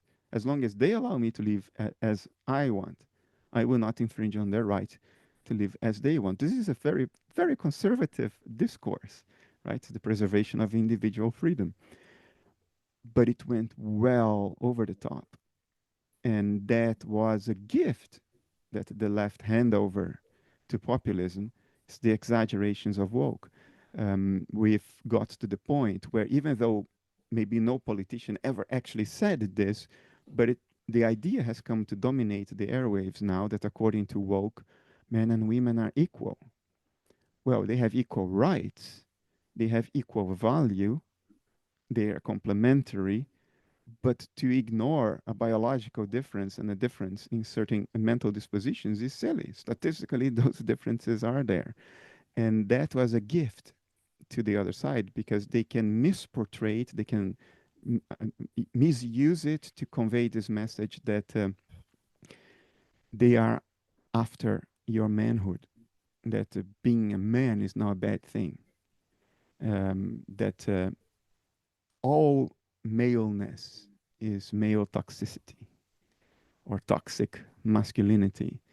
And although none of this was actually said quite in this way, Because of the exaggerations of woke, we handed over a gift to the other side to portray things in this way. And that has made young men, and when you are young, you are insecure, let's be honest. You're still testing your I mean, most sexuality. people are insecure and are Yeah, afraid of things. I mean, that's yeah. just So how it you is. create this threat that the other side handed over to you like a gift, and you use it to create a threat that plays exactly on male insecurity, young male insecurity, something that seems to invalidate their very malehood, and they will react to that, and then people will leverage that. Jordan Peterson has leveraged this liberally, saying, traditional values and malehood. A lot of that I agree with. I just disagree with how blatantly misused it is. It is misused. Um, so the other side bears a responsibility because of the exaggerations, the extremes, and the inability to provide a truly viable alternative. Um, it is not difficult to present someone who will appeal to people's humanity more than an orange, overweight, uh, um, unhinged, angry man, right? It's not difficult to find an appealing alternative to something like that. But I mean, I have to say, I don't. I mean, I think that's kind of not helpful or true either. To like, it's something I've done too. Is just think of him in that way because he's not. He doesn't appear that way actually in the States to the people. He's not a joke anymore in that way, which is kind of a shock for me when I went back there. Even to me, he doesn't appear that way. Um, I don't think he's a he's joke. very familiar and he's not monster-like, which Oh, is no, no. much more dangerous than it was 8 Don't years get me ago when he wrong. was, you know? When I say an angry man, I don't mean a monster. When I say deranged, I don't mean crazy. But when somebody goes on television, says his political opponent should be put against a wall and shot from 9 barrels, if that is not somebody operating without guardrails, then what is it? When a political candidate for president of the nation, of the world's most powerful nation, does not have enough moral guardrails to not call for the assassination of a political opponent. If this is not deranged, what is? But What the hell of course he is? wasn't calling for the assassination. I mean, No, he he was. was He yeah. literally was. But people say, "Well, it's just Trump. It's what he does. He doesn't really mean it." So you That think he was literally that saying no, no, no. I don't think it's a fact that that's what he said. okay. I mean, honestly, I haven't watched him actually say it, so He said that Liz Cheney belongs in front of 9 barrels. So he literally said that her place is in front of an execution squad. He said the words. It played back. It's there. He said the words. Now you may say he doesn't really mean it. It's just Trump being Trump. That's how Hitler was seen in I 1932. agree. And it's not only that phrase. There's so many phrases about so many things, so but I And guess what I'm trying to say is that when it doesn't it's so shocking and so awful that you don't take it seriously. It's some kind of weird spiraling kind of movement where it's very hard like, it's almost like, for some reason, I think of In Dead Poet Society with this movie, which I like, when the woman's son actually dies and she doesn't accept it. It was always really hard for me to watch that part. Like, she acts like he's still alive because some things are just so glaringly awful or wrong that you can't process them as what they are. I feel like there's something like that going on. when again, I'm not saying that Trump is Hitler. I'm drawing parallels here because the parallels exist. And the fact that there are parallels doesn't mean that everything will go now the way they went after 1932. They may, but I'm not saying that that's going to be the case. I'm just justifying simply my concern. Um, when Hitler was campaigning in the election of 1932, which, by the way, he didn't really win. The Nazi Party was not the biggest party. He was just, the one that was eventually selected to lead the country after talks of coalition and all that. But that's how people reacted. He had some extreme statements that people thought, yeah, it's just the corporal being the corporal. It's just that he's full of passion and he really cares about the dignity of the German people. So he says these things, but no, he's never going to do that. He's not going to do that Mhm. um, until he did. And the way he And even started, then, right? Even when people knew what was happening, they didn't see it, no, no, you no. know? When he actually started doing that, and he actually started doing that against his own people, he killed the leader of the brown shirts, which was his own political movement. But because Mhm, the guy was growing too powerful and too visible, Hitler saw him as a threat. So mhm. killing is, and that happened to Putin as well. Killing is a wonderful way to solve your problems because it's a definitive solution when your problem is what another person is doing. Killing is addictive. Once you get that path of solving your problems by killing, nothing else is as good. Nothing else is as immediate, as complete, as sure, and as easy to do. And that was the downward spiral of Hitler too, as it was a downward spiral of Putin, who started killing in the early 2000s, political opponents, journalists, and all that. Um, when Hitler actually started doing that, the effect was then, oh yeah, he's doing that, but he has been saying for years that he was going to do that. So at no point there is that moment of alarm, because when he's saying it and not doing, he's just saying it. Mm. When It's a he's frog in the doing water it, again, yeah. yeah, but when he's actually doing, oh, but he said it all along. No, it's okay. People got used in Russia to Putin killing for 25 years, well, 20 years. People got used to that. He started killing in 2004, I think, journalist in St. Petersburg. And in the beginning, well, was it really him? He denied it, and there was legitimate doubt. By the fifth assassination, it's like, okay, then there is somebody who is not Putin and who is killing every Putin enemy by coincidence. But then it was like, it's already the fifth or sixth time. Yeah, that's what he does.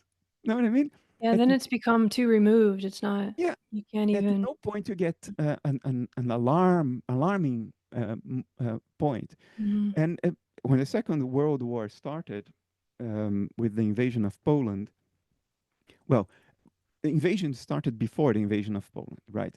When Hitler annexed Austria, the population welcomed him. Not mhm. everybody, but the ones who didn't make it to There the wasn't a produced resistance. films that conveyed the news. And then they invaded the Sudetenland, which is a part of today's Czech Republic, where Germans Mhm. lived. They also didn't fire a bullet. So that started normalizing things. And then they invaded Poland, which was by treaty linked with France and the United Kingdom. So both had to declare war on Germany. But then nothing happened. It was a fake war. War was declared, but nobody was shooting at the other side. And Poland was invaded from the west by Germany and from the east by Russia. Russia started the Second World War together with Germany. But of course, what they call the Great Patriotic War didn't start in 1939. That part is not in their history books. They started 1941 when Germany invaded the Soviet Union. That's when the Great Patriotic War started. That's what Russian children are taught. They are not taught Mhm. that their country started the Second World War as an ally of Russia, invading the same country from the other end. So So by the what was time the tipping point, do you think, there? And does it there relate to was what could be the tipping point here in terms there of a no recognition of it? there was no moment of great alarm. I Uh, mean the opposite. What because now the narrative is so different, right? If you stopped there, if we just follow that thread, then it seems like we're gonna get to a point where Hitler owns the world or whatever, and, like, we're just continually kind of accepting more and more, and but at some point, it turned the opposite way to where he became the kind of most evil human in the yes, world, and after the war. mhm. Yeah, but Until the end why of the war, we didn't know there were concentration camps. so it was more the physical effect of soldiers seeing that and telling the story of it and Yeah, and then mm, time and retrospective and the power of retroactive sight is, it's 2020. But as those events unfolded, Nobody was alarmed. The reason why there were 6 million Jews killed in concentration camps is that even the Jews who Hitler was overtly saying are vermin, are the enemies within, should be cleaned up. Even they didn't take that quite serious. Even after Glasnacht, the night of broken glasses, when Jewish businesses across Germany were invaded and broken, rioted, even then people thought, it's just a thing of now, just a thing of the moment. If we stay Yeah. quiet, we don't need to run away because this But this that's will what I mean, fizzle that, out. like, it's so that, like, to what Trump was saying or to these other things, that it's we can't see it and we can't accept it, No, and, but we never you know. do. When you are witnessing history in the making, you don't have the context that allows you to see what's actually happening. We prefer to believe in an optimistic scenario because it creates a reality for ourselves, a reality of narratives in which we do not have to take very difficult action. And so the Jews didn't need to run away because it was just a thing of the moment. It would fizzle out. The Western world went to war um, be, slowly because at no point they really understood what was happening. When England and France, the United Kingdom and France declared war against Germany, that declaration was just in a piece of paper. Nothing happened. No shot was fired. Poland was carved in two, half for Russia, half for Germany. Mhm. Have stayed there I mean, until that was Hitler doing something similar, right? Just going along with what everyone wants and saying yes and doing what he wants, in exactly, contrary to what he said he would do.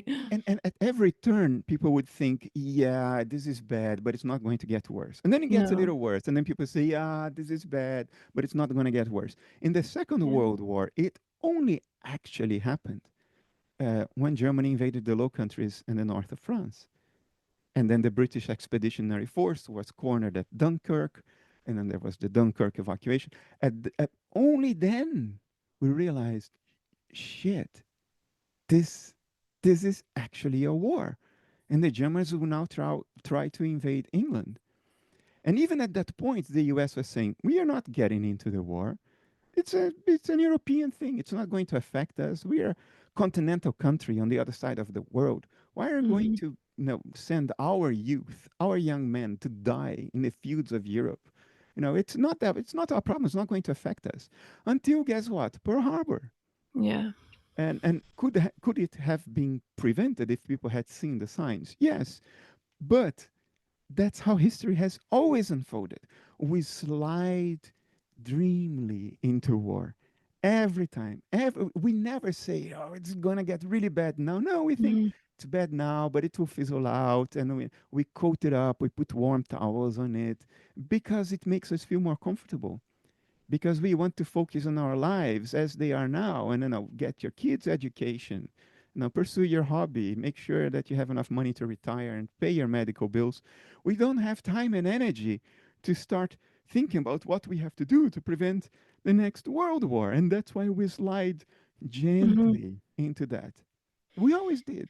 And Yeah, it's that's the only thing. when I'm not something saying this happens that happened now. disrupts your day. If you can't watch TikTok or you can't do all these things anymore, or you actually see the violence, then it's We like disruptive to in the way believe, that's gonna uh, change. yeah, Andrea, we like to believe what connects with our most basic emotional reactions. I'll give you an example of how this is done. The political system in my country, the Netherlands, is an example for the world. 16 countries, 16 parties, and they all get seats in government, more or less, and they have to do coalitions, and it's the coalition that governs. So having to understand the other side and make compromises is the blood of our political system. There is no space for extremist approaches, because even if you win the election, you will not form a government because nobody will want to govern with you, which is happening, has happened in Austria, has happened in the Netherlands. Um, Despite that, even in a political system that's pretty good, if in the last election there is a party here that is a populist party, it's the PVV. It's an extreme right party. I wish all They have a extreme kind of right. Trump-like personality, or Geert Wilders is the blonde guy who people say is the Dutch Trump. I don't think there is any parameter of comparison. No, No. but I understand why people would But say it's that. flashy in the way we were talking about. It gets your He's attention. He gets your attention in a he similar gets way, your attention. but he's not similar. He says things that are morally inadmissible, like taking entire so-called ethnic groups in the country and singling them out as criminal. No, that in reality is not as simple as that, right? And he says these things because he knows it's a hook that grabs people by their most primitive emotions Yeah. and mobilizes And it people in. works in the same way it It works in the works, States, yeah, at least but that I've seen. yeah. So give you one example of how these things are done. Um, if you were a careful enough voter before the last Dutch election to actually read the platforms of each party puts a written platform online.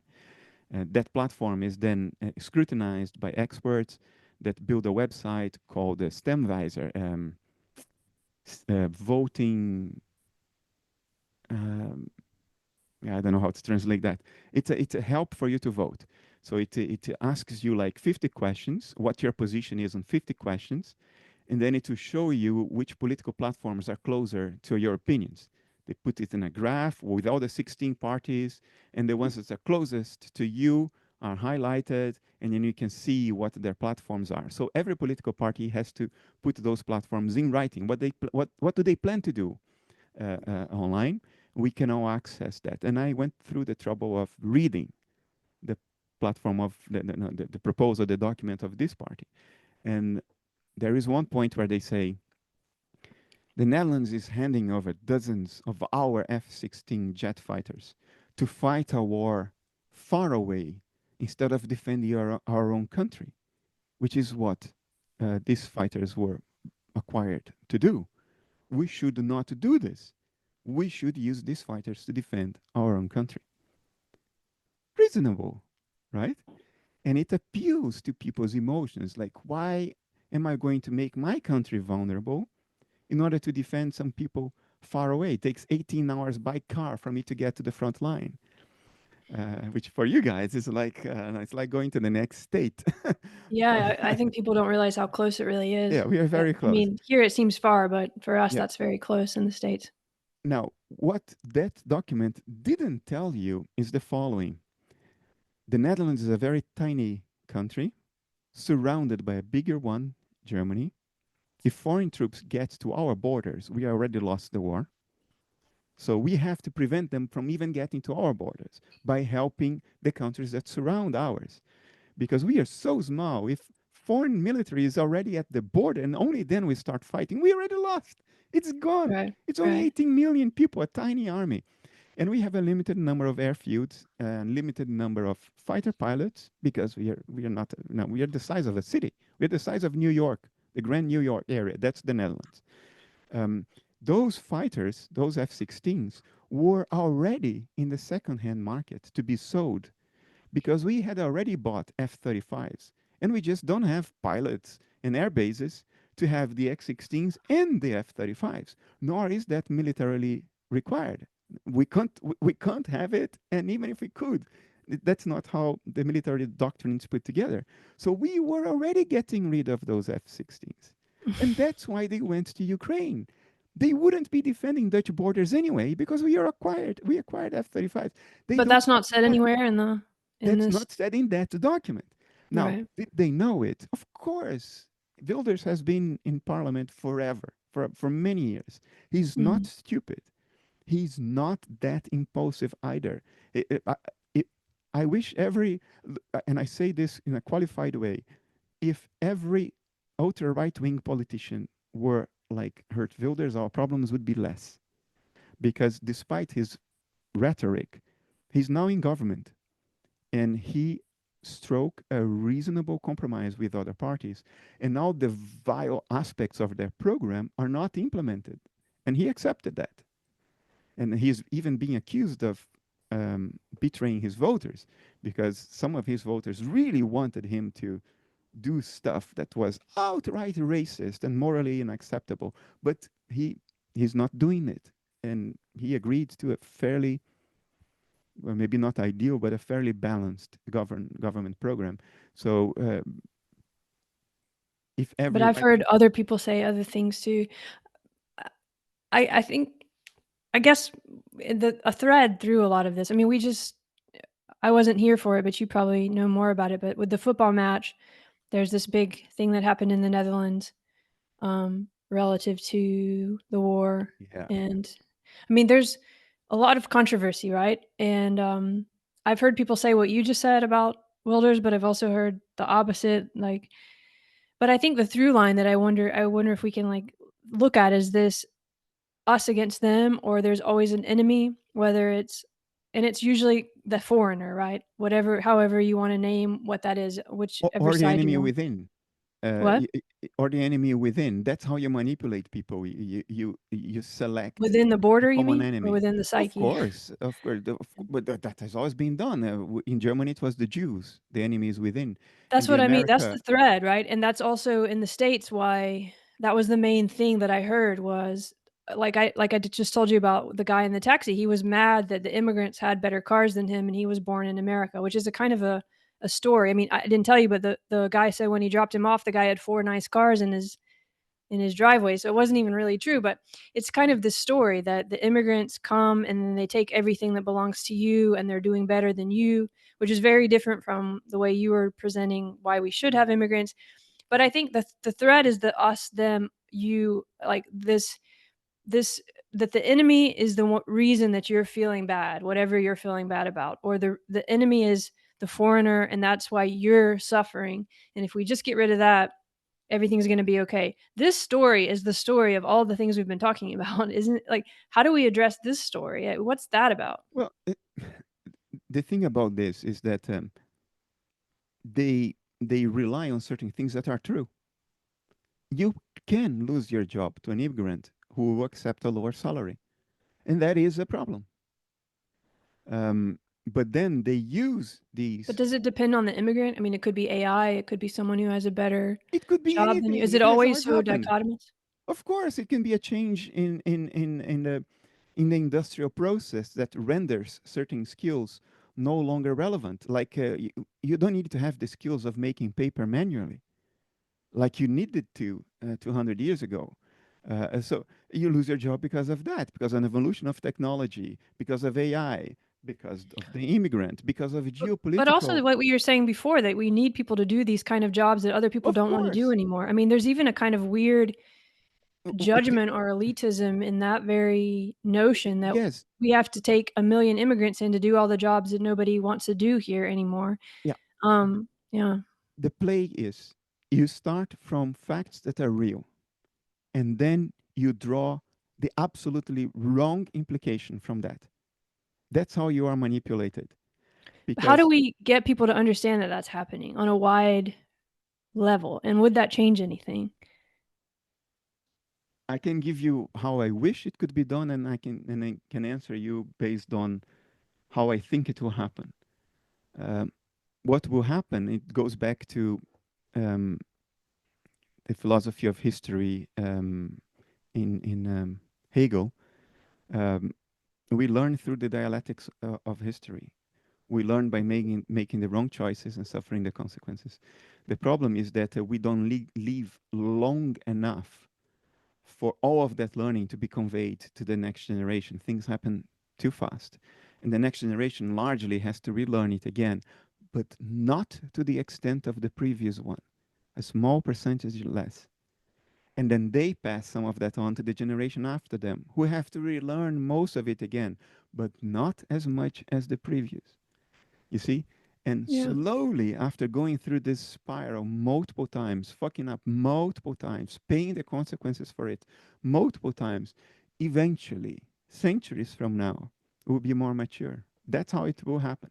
Now, If we make it that far, right? I if we mean, make it that far, because now there are plenty of nuclear and conventional weapons around to just end human civilization.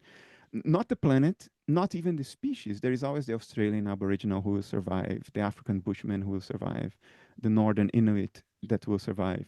But civilization may end. We may end it. So if we make it that long, I think we'll learn it that way. I wish that reason can prevail through the much more extensive forms of communication and record keeping that we have now. The Second World War is still remote to us because in my youth, it was just grainy black and white images, very few audio. So it was basically words on the pages of a book, very far removed. But the Mm. moment 100 years from now, people can watch this video in 4K with our voices, our realities, and they see, yeah, these are people just like us. They look exactly like us. They're facing issues just like us. Now, the recorded memory will have much more emotional appeal than the abstractedness of medieval paintings and drawings or even early 20th Mm. century grainy black and white film. Yeah, in a positive way, that dialectic, I think, that spiraling movement, actually, we are becoming what I was talking about before. This kind of blockchain is becoming more and more obvious because there's so much documentation and it's so hard to erase it. And if you really want to do the work, you can figure out what's been manipulated. And I guess that'll get easier and easier as time goes by. So maybe it will be easier to kind of not find the whole truth because everyone's going to have a little bit of a different one, but the regularities that really happened. But this time thing is interesting, like, and it comes up a lot of just how do we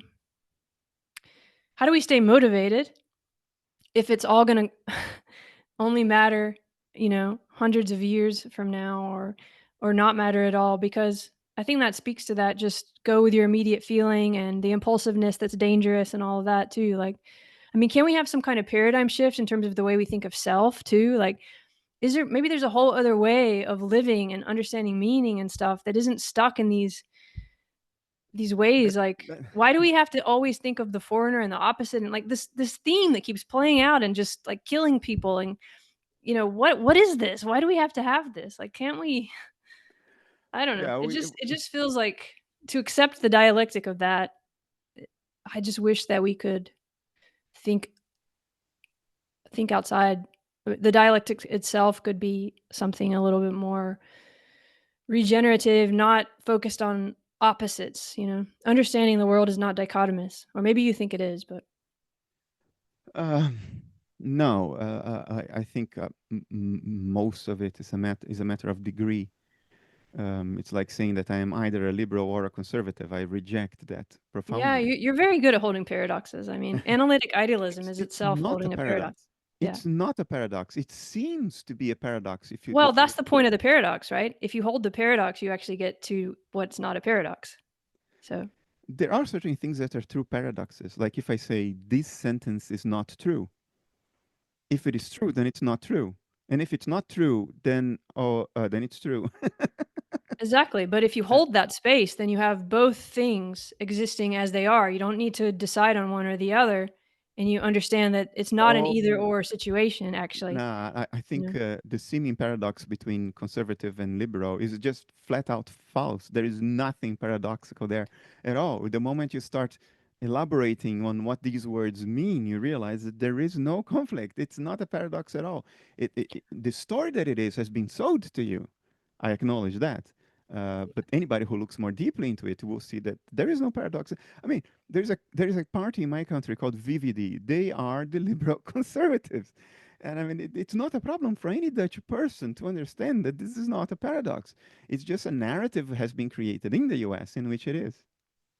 Well, I think you're assuming that a paradox means it's irreconcilable, and I'm saying a paradox is a signal that it's already reconciled. Yeah, I okay, mean, then I it's think not if you really a. really look into what a paradox means and what Zeno and Yeah, everyone, it's basically alerting you to things that seem oppositional but actually aren't, which is exactly what you're saying too. So it's yeah, to that dialectic movement is what I'm trying to get at because and why I brought up why there's always an opposite and we're always fighting the foreigner that's against us. I mean, I don't know if you disagree, but it does seem like we seem in these ruts, these dualistic ruts of it's always one against the other. And we can't like understand that there's this complex nestedness going on that is actually kind of a portal into a very much more interesting way of living and finding meaning and yeah. you know all of that, but instead we're fighting an other that's never really an opposite, you know? So we can I never think, resolve it. yeah, I think both extremes in this space are to be avoided. One is to say everything is black and white. Well, it's just not true.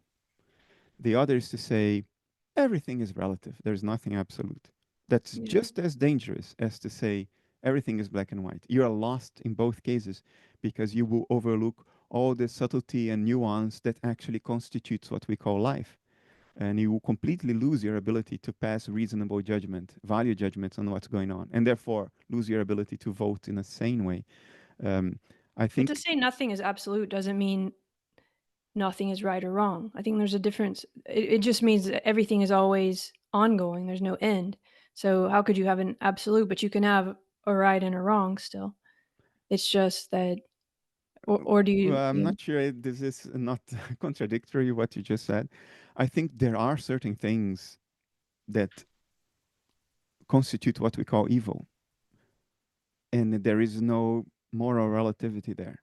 I was outraged when J.D. Vance the other day was saying, yeah, there's American leaders. They pick sides in the conflict in Ukraine. You know, shouldn't pick any side, as if the thing were relative, as if the Russian story, the Russian narrative, were as much based on morals as the Ukrainian narrative, as if you couldn't discern there who is the good guy and who is the bad guy. I think that is morally irresponsible and abhorrent. One country crossed internationally recognized borderlines to invade another and kill and mangle and torture and rape.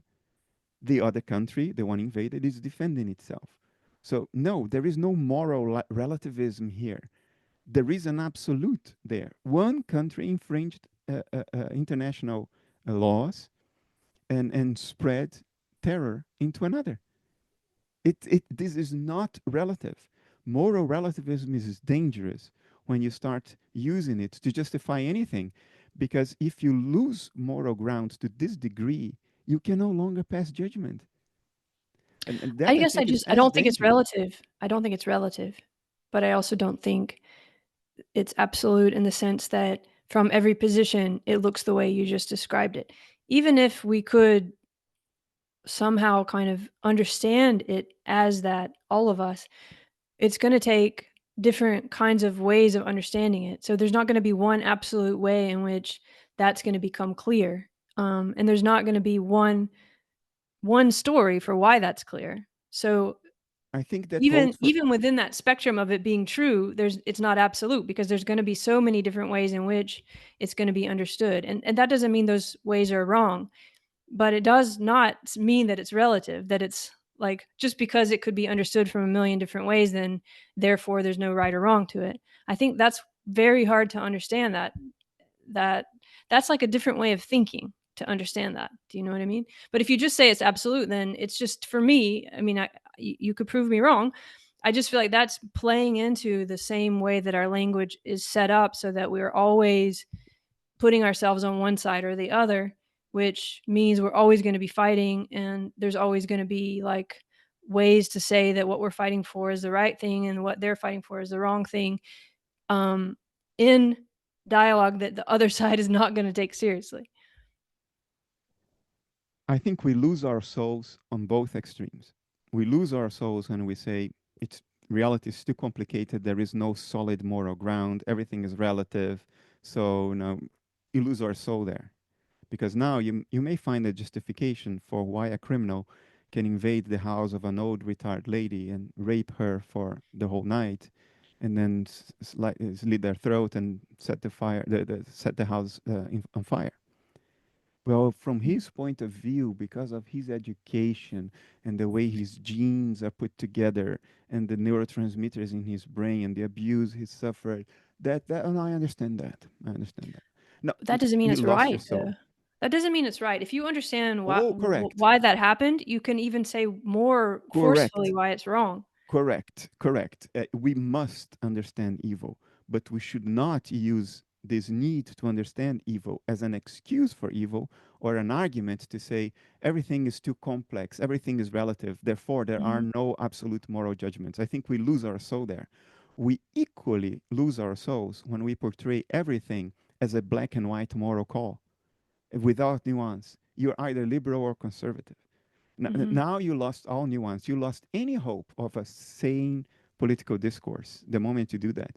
So I Yeah. think in both extremes we lose ourselves. We have to recognize that most most things we have to make choices about are nuanced, subtle, and complex.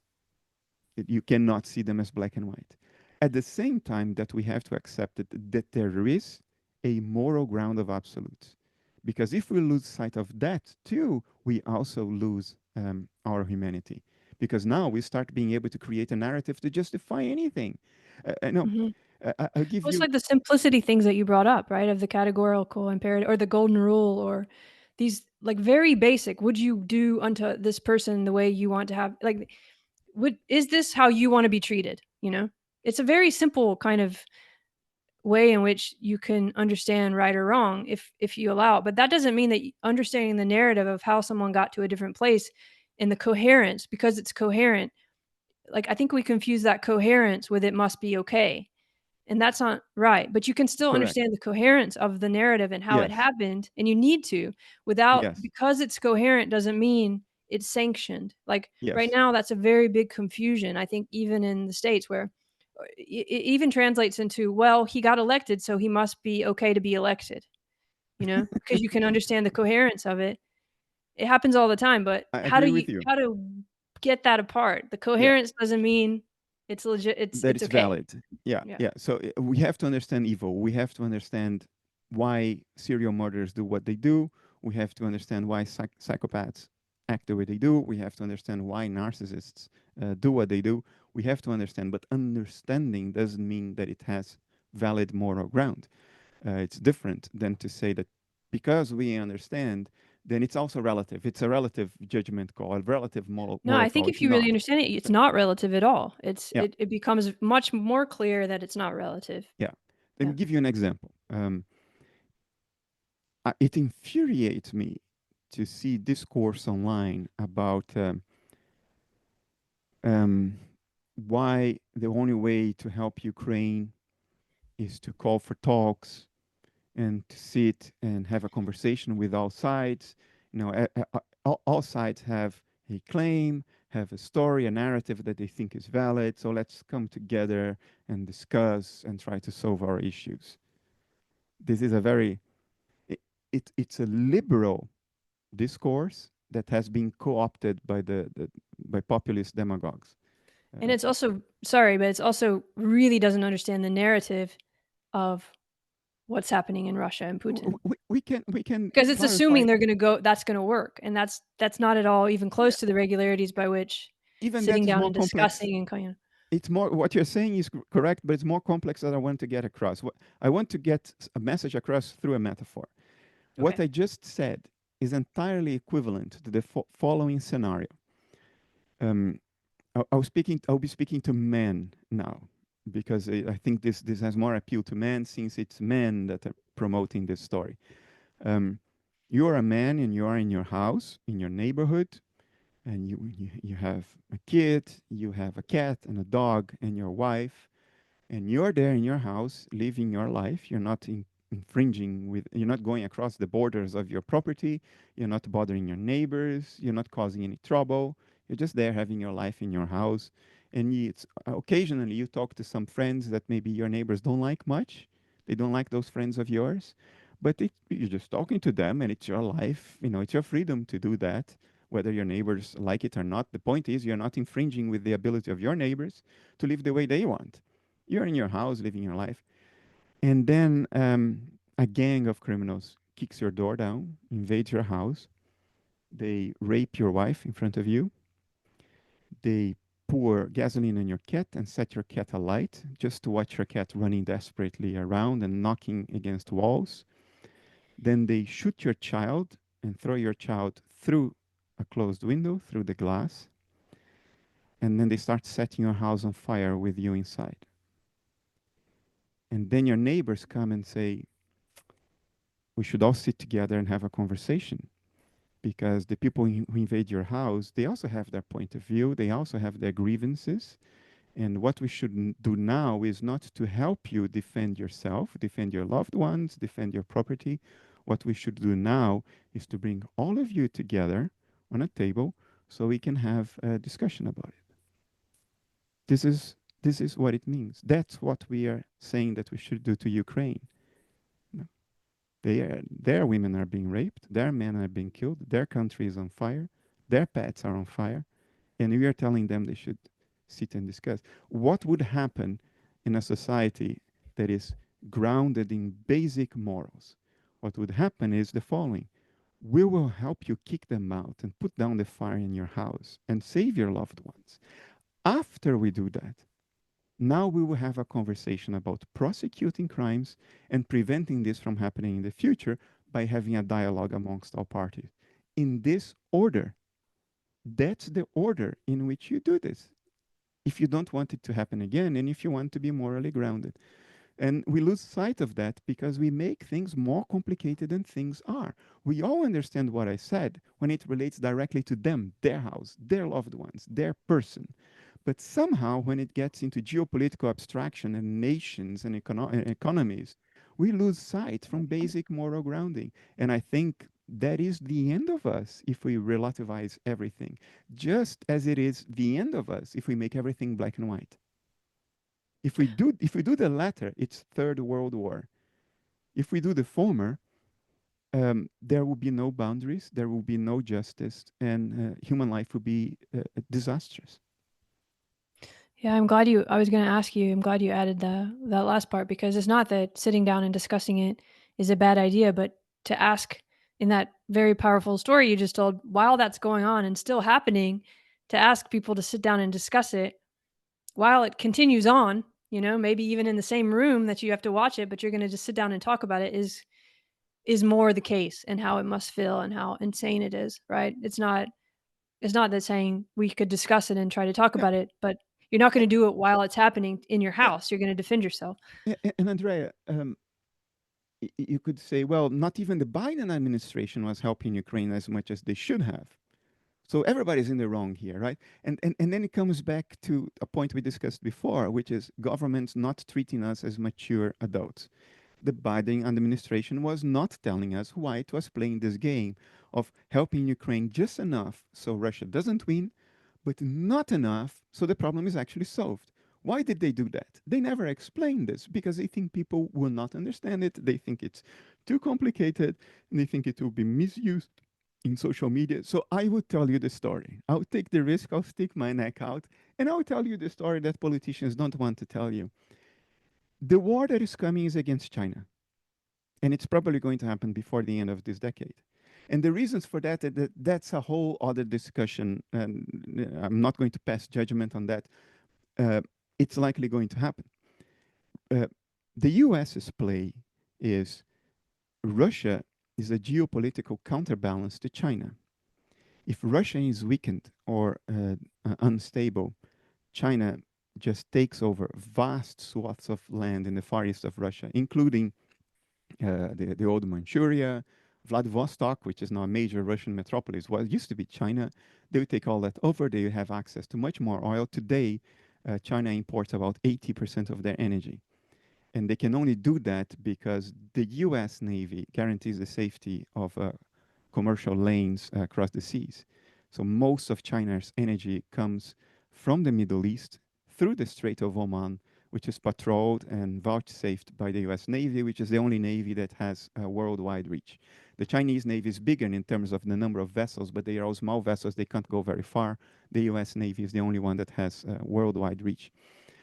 If China, so that's a deterrence against China, because if China tries to take the wealth and the prosperity of Taiwan, which we helped them build, and steal Western technology that is in Taiwan, such as ASML lithography tools, which I worked on for 15 years and Mhm. which we cannot send to China. If they do that, there is a very simple way to um, defeat China.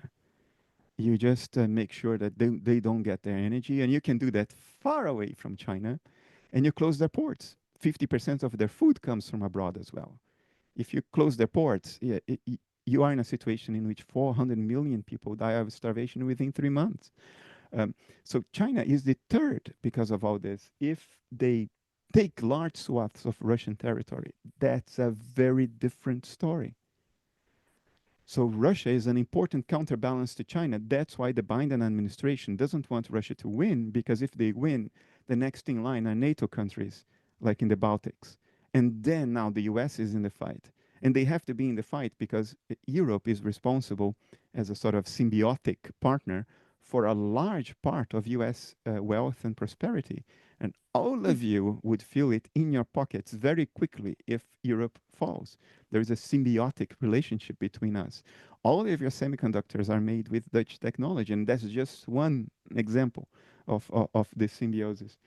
Um, so it will be much more expensive. That's why they are in this charade now. They cannot let Russia win, but they cannot destabilize Russia because the real war is still coming. So why don't they just explain this to people? Because that's what the theory of democracy is.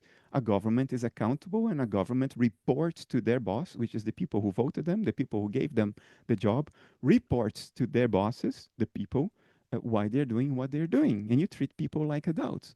And the reason why Trump wants peace at any cost with Ukraine, that's not deranged.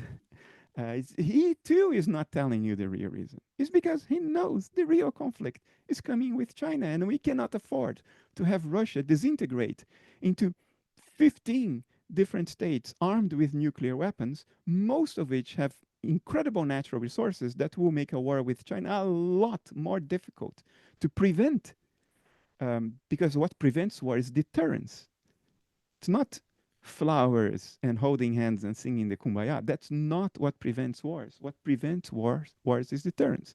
The US has deterrence. China is trying to eliminate that by expanding their military presence in the South China Sea.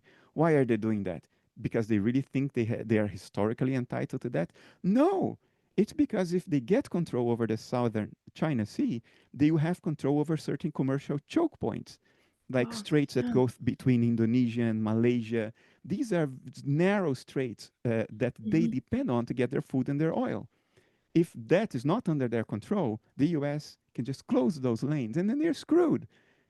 And that's the US deterrence. That's why they're doing what they're doing. That's the why the US is doing what it's doing. Um, Europe is much more clear in this respect because for Europe, a rampaging mafia state like Russia, rampaging Europe, directly affects our security. And for you guys in the US, it only indirectly does so. In time, it will completely compromise your ability to have a prosperous and secure life, just like it happened in the Second World War in Japan and Pearl Harbor. Threats to the West Coast, California, Oregon, all those states were threatened. Um, the same thing would eventually happen again, but not at first. That's why US politicians are more pragmatic in this regard than people like us here. Who are much more directly threatened. And but now that there are North Korean soldiers on European territory fighting a war, now for us it's like the two conflicts are merging into one for South Hmm. Korea too. If these soldiers are gathering experience here, testing weapons, learning how to fight wars, it's a threat to them. So the South Koreans are now going to Ukraine. That's how world wars are constructed, one step at a time. So this is why this stuff is happening. But the governments, either side in the US, there are only two sides, not 16 as here, but governments, either side there, they are not telling you the whole story. They are both busy at figuring out what's the best way at manipulating you. And right now, the best manipulators are the ones who won. Previously, the best manipulators were the liberal Democrats. That's how politics is done because politicians do what works, not what is right. That's And you can't powerful. even blame That's them for that. powerful. What you just laid out is very powerful. And even knowing all that, I'm gonna have to like think through it a bit more because a few of those things I really hadn't made those connections. And but knowing all that, you're very passionate about Ukraine is because it's just wrong, right? I mean, where is that coming from for you? Even if you understand all those dynamics and what could happen, and um, like Well, where is it? Is it back to the good and evil, and knowing which side you want to be on? And second to that, I wonder if someone asked you to come on and be, maybe they even have, a consultant, or like work with the government and try to help on these problems. Do you think there's a way you could say yes and help, or is it that the whole thing is just like you can't possibly enter into it and do any kind of helpful thing? Or I guess I mean more in the States too, not necessarily in the Netherlands, but oh no, in the States, I'm not a U.S. citizen, so I no, I know, should but I'm not be a saying, consultant. you know. No, yeah, there is a way I could possibly say yes. I'll leave it at that. Um, um, for me, in Ukraine, it's first and foremost a moral issue.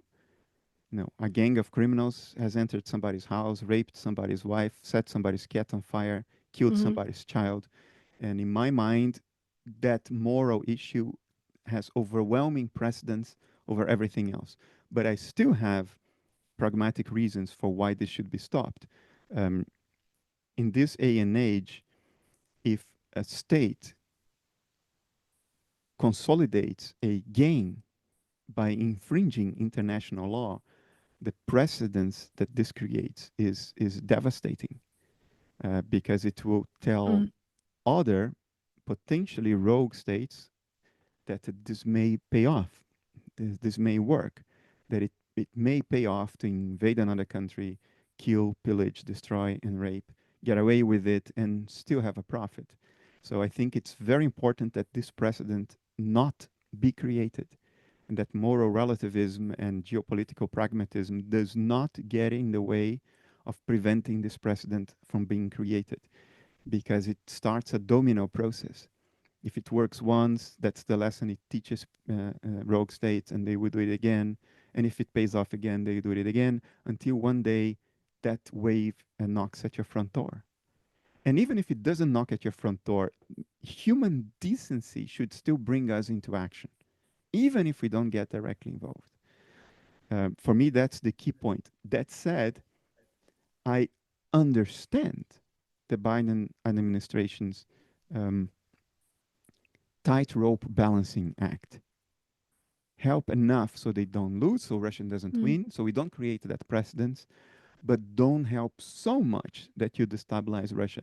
I think morally, morals are not for this tightrope balancing act. I think morality tells us we have to get those criminals out of my neighbor's house as soon as possible. And mm, before more rape, before more killing, before more suffering. And then we sit together and see what to do about preventing it in the future. That's not what they are doing, because they're being geopolitically pragmatic, just like J.D. Vance and Trump are geopolitically pragmatic about the real mhm. conflict being elsewhere. I think that is morally reprehensible, but I understand it. I don't think it's right, but I understand it. And I But you don't understand. see it's a trolley problem kind of a thing. You don't. No, it is a trolley problem. Is it? It Okay. is a trolley problem. So either way, it's because even if we do what you want us to do, if exactly, then there are gonna be repercussions that create more of that possibly in other I places. recognize that if we help Ukraine to the point where we get the criminals out of their house, that would be profoundly destabilizing to the Russian government, which is a mafia government. So I don't mind if that government collapses, because it's a Mhm, mafia state. Um, but I recognize that destabilizing the current government in Russia will not produce a follow-up government that is stable. It will probably break the country up, or prevent them have, from being a counterweight to China's presence in the Far East, and that could complicate the situation when it comes to preventing a war with China through deterrence, and create a much bigger problem that may lead to even more suffering, more catastrophe. It may even lead to a limited scale nuclear war. I don't think there will be a full scale nuclear war, but a limited scale nuclear war could happen, which would be catastrophic for many countless millions of people. So I recognize that it is a trolley problem, but I have moral imperatives that seem to overwhelm my thinking in that regard. when I see my neighbor's house on fire and criminals inside raping and pillaging and torturing and setting them on fire, my sole moral imperative is to stop the carnage first and then think about the rest later. But I recognize I may be the one who chooses the train to kill one person Mhm. by changing the tracks. And I think we can just find some way to change the complete trolley thing at some point. I mean, get out of these. That too is that dichotomy that I feel like we need to lift out of. But nonetheless, every action has some repercussions, and I definitely can hear people in different countries that I know sometimes listen to this saying, "Well, we have this in our country too. Can you help us?"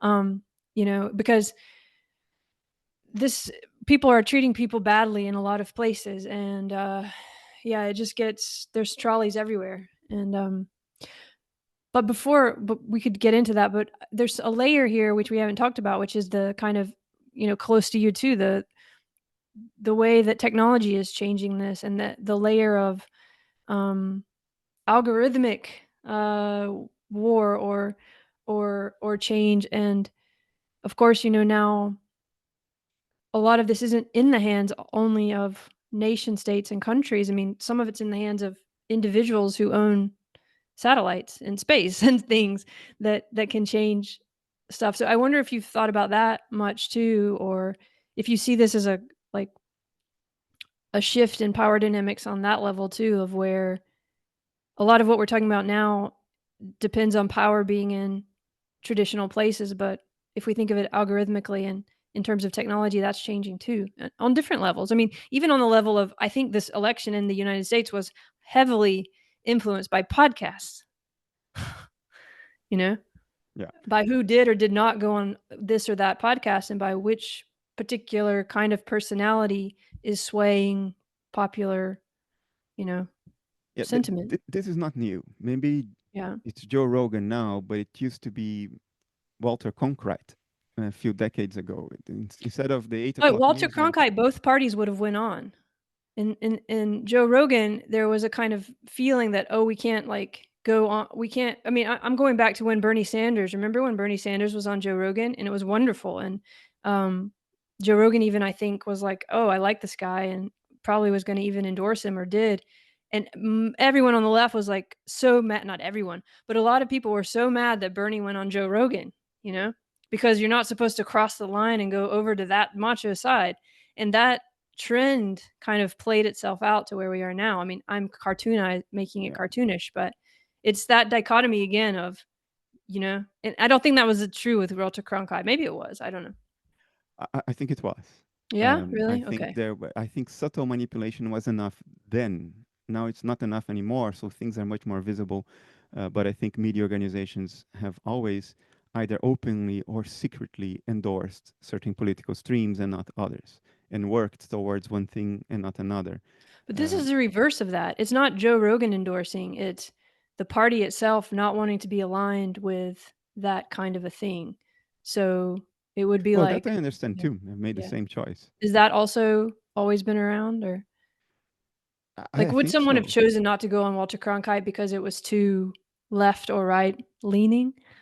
Well, Because there I was a think that's the time. reason a lot of people didn't engage with this sort of side of Joe Rogan, which also extends to people like Peterson, and there's a whole kind of way in which there's not a lot of nuance there, because of the macho-ness, or because Yeah. of how visceral the reactions can be for certain people. And I'm not saying one way is right or wrong. I completely understand it, but it just feels like something's a little bit different there, but maybe not. Maybe it's just amplified No, there of, is a difference. There is yeah, a real problem. There is a book that talks about it. I forgot the name of the author.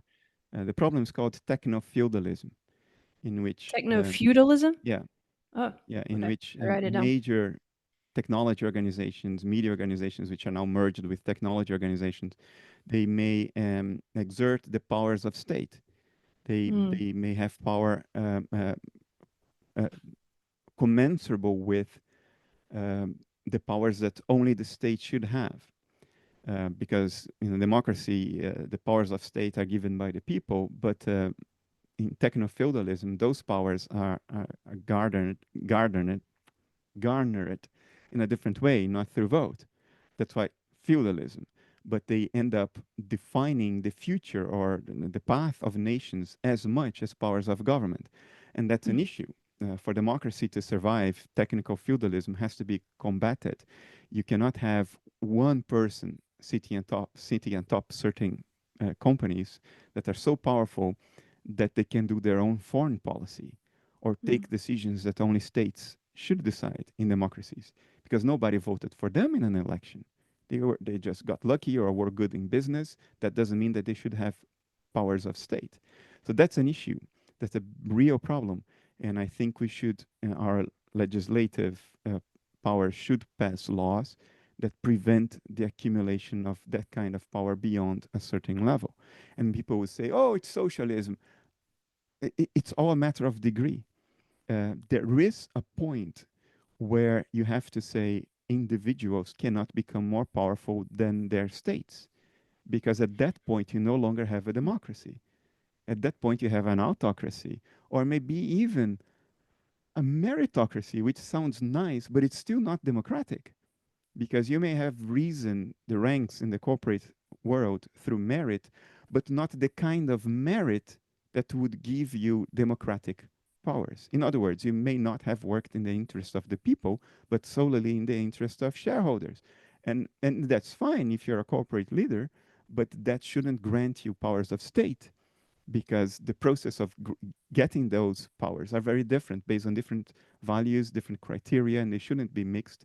So there is a case to be made against wealth beyond a certain level and against powers that are comparable to the powers of the state as far as defining the directions of the country inside and also in terms of foreign policy. There is a case to be made that we should legislate that risk away, and I would support that if the effort is made. Of course, in the US, that effort will not be made, at least during the next 4 years. But maybe in Europe, something can be done in that regard. And maybe something can be done even in the US in the future further away. But I do not conflate what I just said, Andrea, with media personalities having sway, because I think that has always been the case. It's just that there was a time in which the manipulation was so subtle that we thought they were not biased. But they were. And that's the most dangerous bias is when you are being manipulated in a certain direction and you don't even see that, that's what's happening.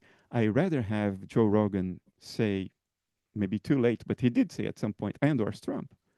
Mhm. If that was already the path which he was following in a very subtle way, appealing to young men, I rather have that be open and Yeah, overt. yeah.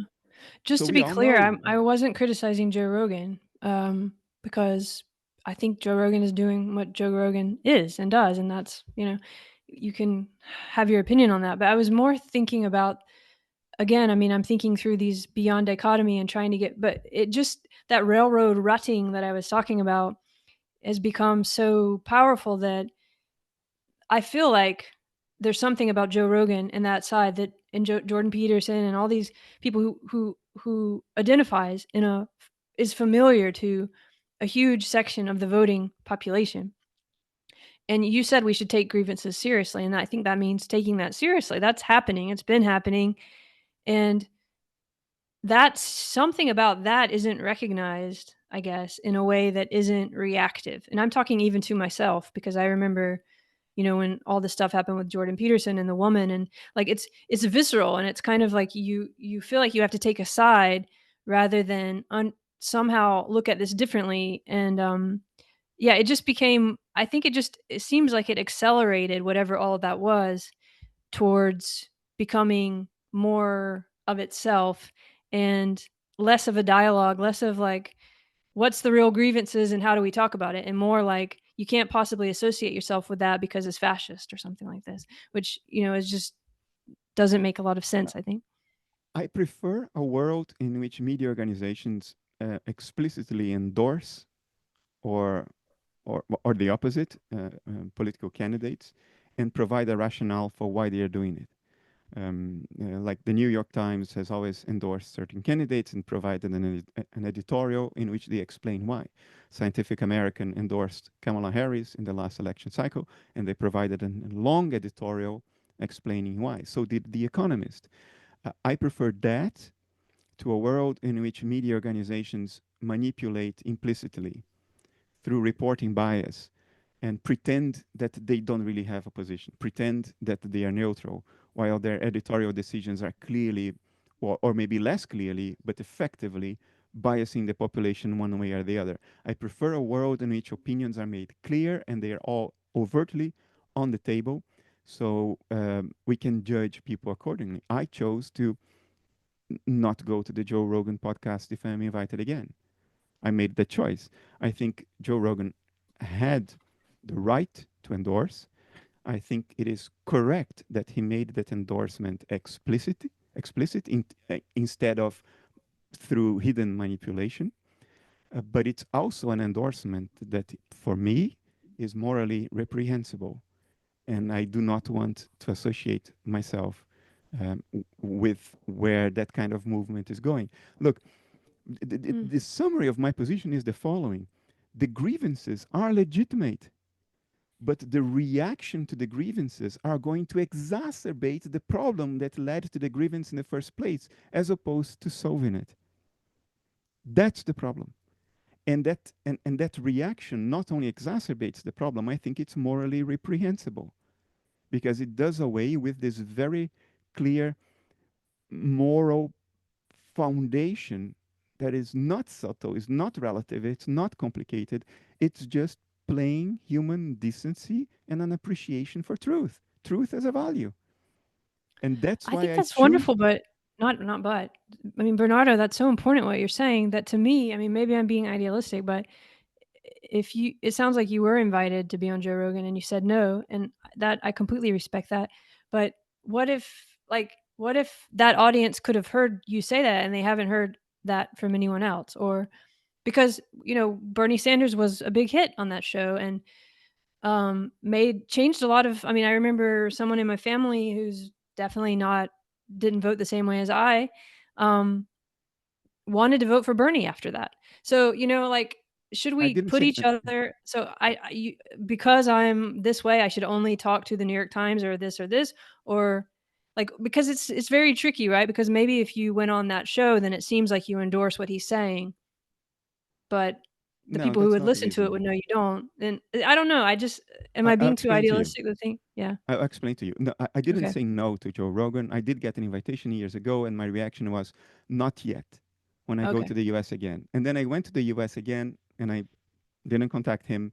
So we left it open, and I never said a direct Okay. no I to see. him.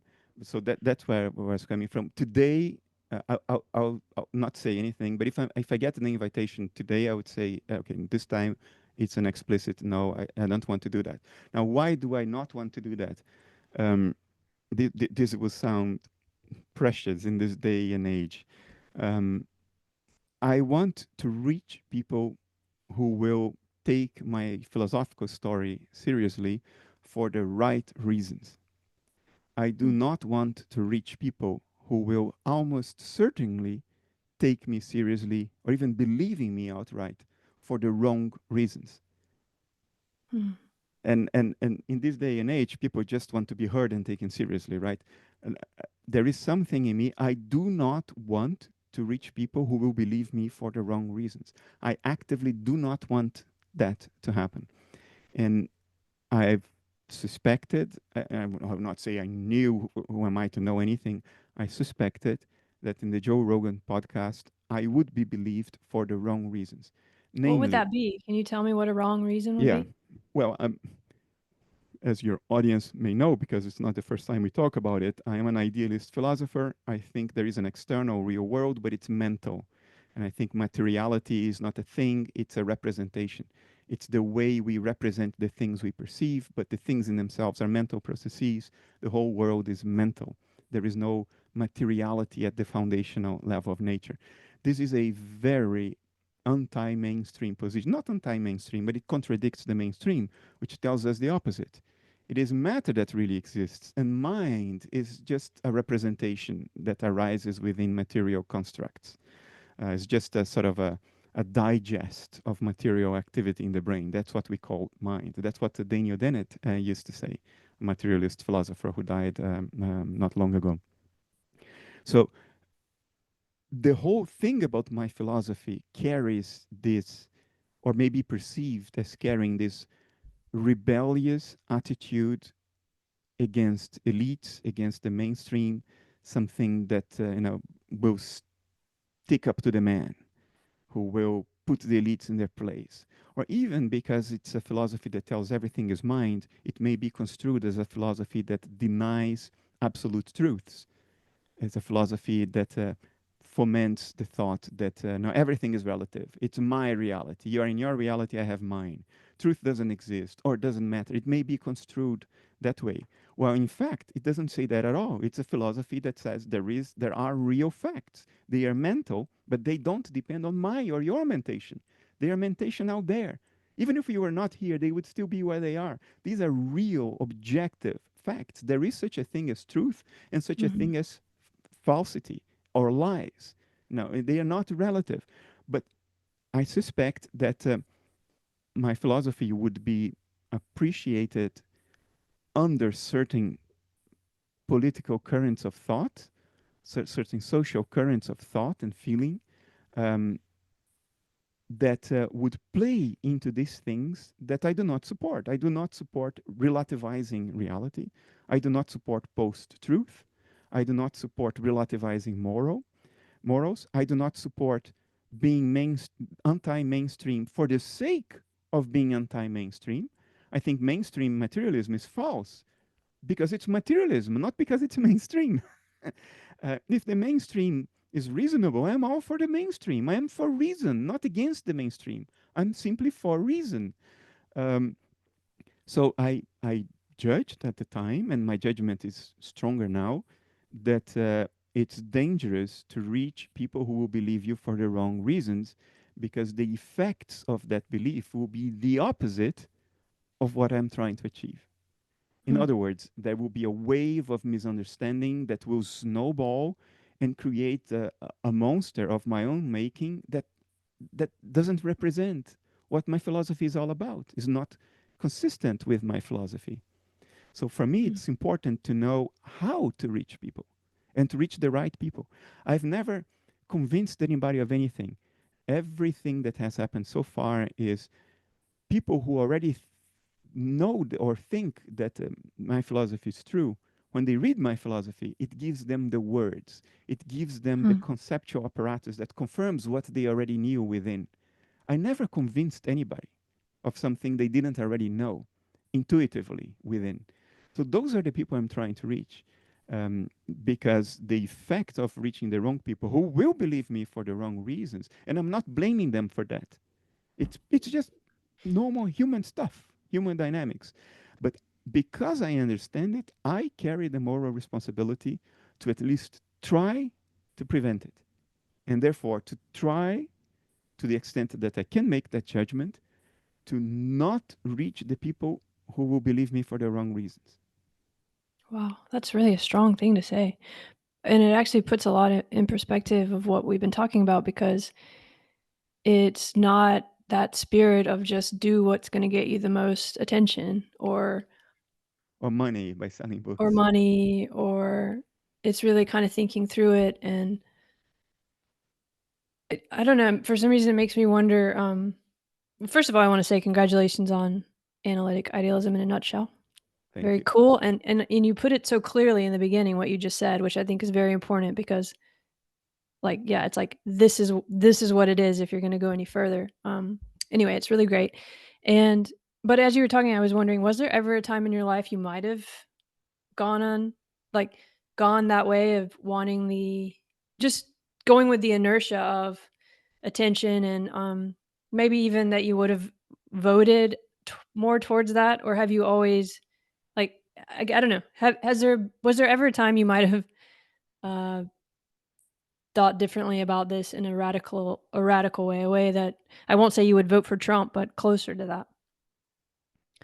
The I voted angry, VVD in the yeah. Netherlands a couple of times. The liberal conservatives. Um, no, I don't think there was a time in my life in which I would have voted for populism.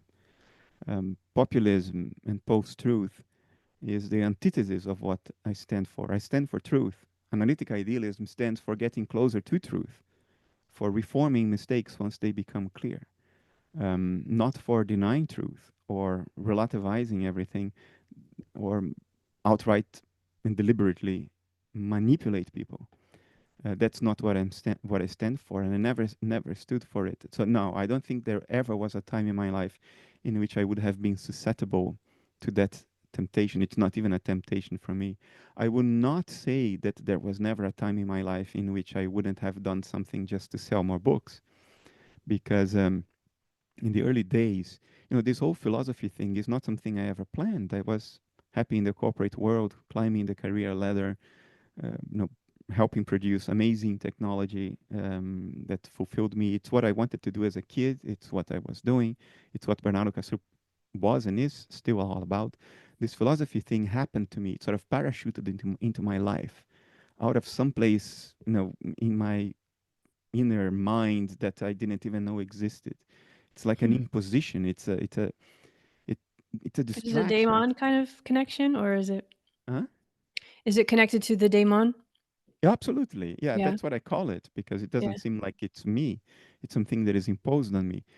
And there was a time in But which isn't that more you in a way too than it's that not other? Bernardo Kastrup. Now, it may be But more that's my what I real self. mean. The without the yeah.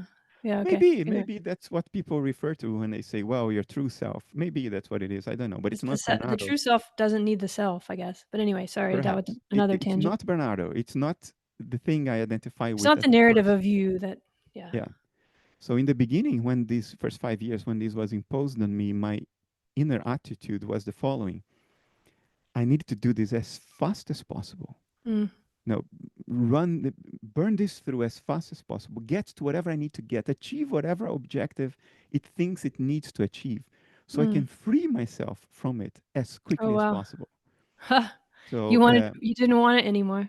I wanted to get rid of it as soon as possible. Oh So wow. if the way to get rid of it was to have a international bestseller and settle the metaphysical question for humanity so I could go back and work with electronics, then I would have done that, That's because hilarious.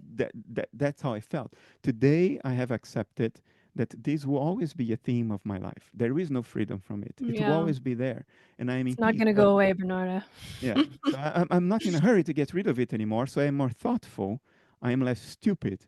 But there was a time in the first 5 years in which, well, I don't know whether I would have gone to any podcast or do whatever against my moral judgments. I don't know whether I would have that, but I could.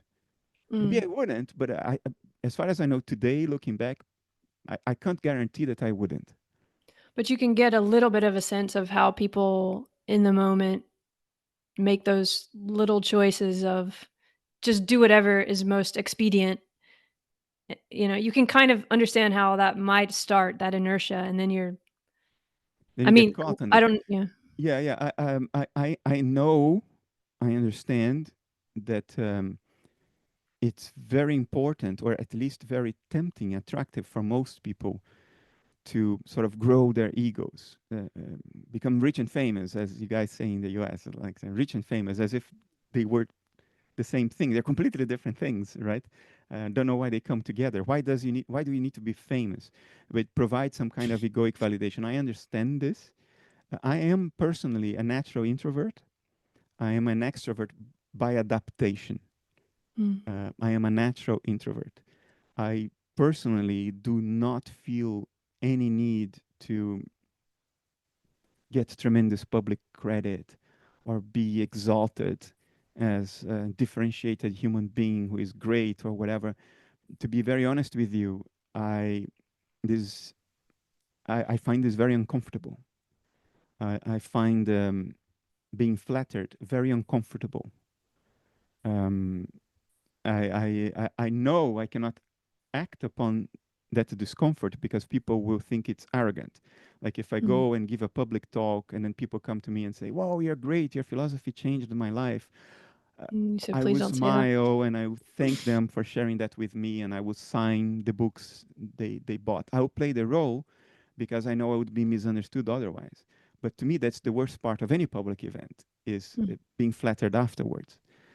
Mm. It makes me uncomfortable. Now, people listening to this, you don't need to feel guilty if you ever flattered me. I'm a grown up man. I'm 50. I can deal with it. Then no Happy birthday, problem. by the I'm way. not hurt. No, I'm not feeling bad. Um, but I never had. Finally, answer your question. I never had that motivation of doing something because it would flatter me or make me famous. This is foreign waters for me. I know it exists. I know it's part of what being human means because most of people seem to have it, but Mm. it's not something I can personally relate to very much. My first You book, never struggled with ego? I mean, I get, and then I know yeah, those but are different things, but of course I because a did. lot of this, like the root of it is pretty simple to go back to your what you were saying at the beginning about there's simple answers and there's also simple Yeah, troubles with this. I mean, a lot of it is wanting attention, wanting love, wanting power, feeling not like wanting confidence. I mean, I think it's very much true that the people who are the strongest and the most powerful and the most confident we rarely see that much unless they're forced to, you know? Unless they have to take on the role, maybe in a way that you're describing where you just like it's not that they went out and were seeking it in the way that we associate with those things. Because really when you're most confident and powerful, you don't need to seek it and seeking it is going against kind of whatever that daemon spirit is. But that doesn't mean we don't have like ego issues, right? I mean, oh, I of course I yeah. struggled with ego. Okay. I don't take well to being disrespected. And that's a reflection of there being an ego in me. Otherwise, who is there to be disrespected, right? It would just not matter.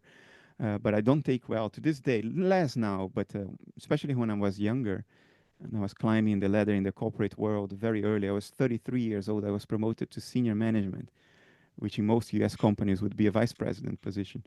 Um, Gosh. Was I that at didn't, CERN or where? huh? Where were you then? Were you at I CERN? was at ASML. Oh, yes, okay. Yeah, that Yeah, was so you were I mean, but you were already so successful that yeah, anyway, I'll well, let but you continue. Okay, so still, I didn't take well to being disrespected. what was That- disrespect for you? Was it similar to what bothers you about what's happening in Ukraine? Was it some kind of inhumanity or something? Or I mean, it seems connected to the reason you don't like to be flattered There in a was similar way. once we were having a meeting with a customer, and somebody contradicted what I had just said. That was an issue. That became a problem. I escalated it. That became a problem. And I addressed it in pragmatic language, like it didn't help us get that customer. But Mhm. truthfully, if I'm honest to you and myself, it bruised my ego. Mm, I took that as disrespect. mm. Or if somebody is bringing their dogs, walk in front of my house and lets their dog poop in my front yard, oh, I can react explosively to that. So there is I have an ego in that sense, obviously. Mhm, Obviously to me, right? Knowing that I have those experiences, I know I have an ego, but it has never been an ego that sought fame, visibility. Fame and mhm, visibility tend to make me rather uncomfortable. When I wrote my first book, I wanted to write it under pseudonym, but because I didn't have a platform back then, my publisher said, "Look, we believe in your book, but you're a starting author. If you're going to start what is already a very difficult journey to market your material, if you're going to start that already under the veil of a pseudonym, it will make it so difficult to market your book because you can't give an interview like we are having right now unless I wear a mask, and you can't do a public event. And they said, no, if you want us to publish, you have to put your name. yeah. And I agreed with that. But my original tendency was I don't even want to be known as the author. And if it would You be don't wanna be unsuccessful, seen. You'd rather not be visible yeah, or something like that. Yeah, I know I'm keenly aware that I am just the carrier of something that doesn't Yeah, I was come about to from say, me. if it's really what's moving through you, though, you can separate those things, I guess, but Yeah, but and I do, but you've come to figure that out, I my guess. face still has to be there Yeah, yeah, I know. because I'm the carrier of the thing, and Mm. and so no, I never had the temptation to do the talk circuit or the podcast circuit in order to be famous or in order to sell my books. I was never financially dependent on selling books. Thank goodness, financially, and have been okay for a while. So I don't have that concern. And I Mm. also don't have great material ambitions, meaning if I had $100 million in my bank account tomorrow, very, very little would change in my life. I would still be using an 8-year-old uh, uh, Oh, that's beautiful. Yeah. iPhone XE from 2016. I would still be driving my Volkswagen Passat from 2014, 10 years old. I probably would still be living in my house, which is a nice house. It's a freestanding house. For Dutch standards, it's a pretty high level house. Yeah. For American standards, it would be an average house. It's made of bricks, not of wood, but Oh, wow. in terms of size, it would be an average house with an average backyard. So very little would change. So I don't even have the motivation to be rich, let alone be famous.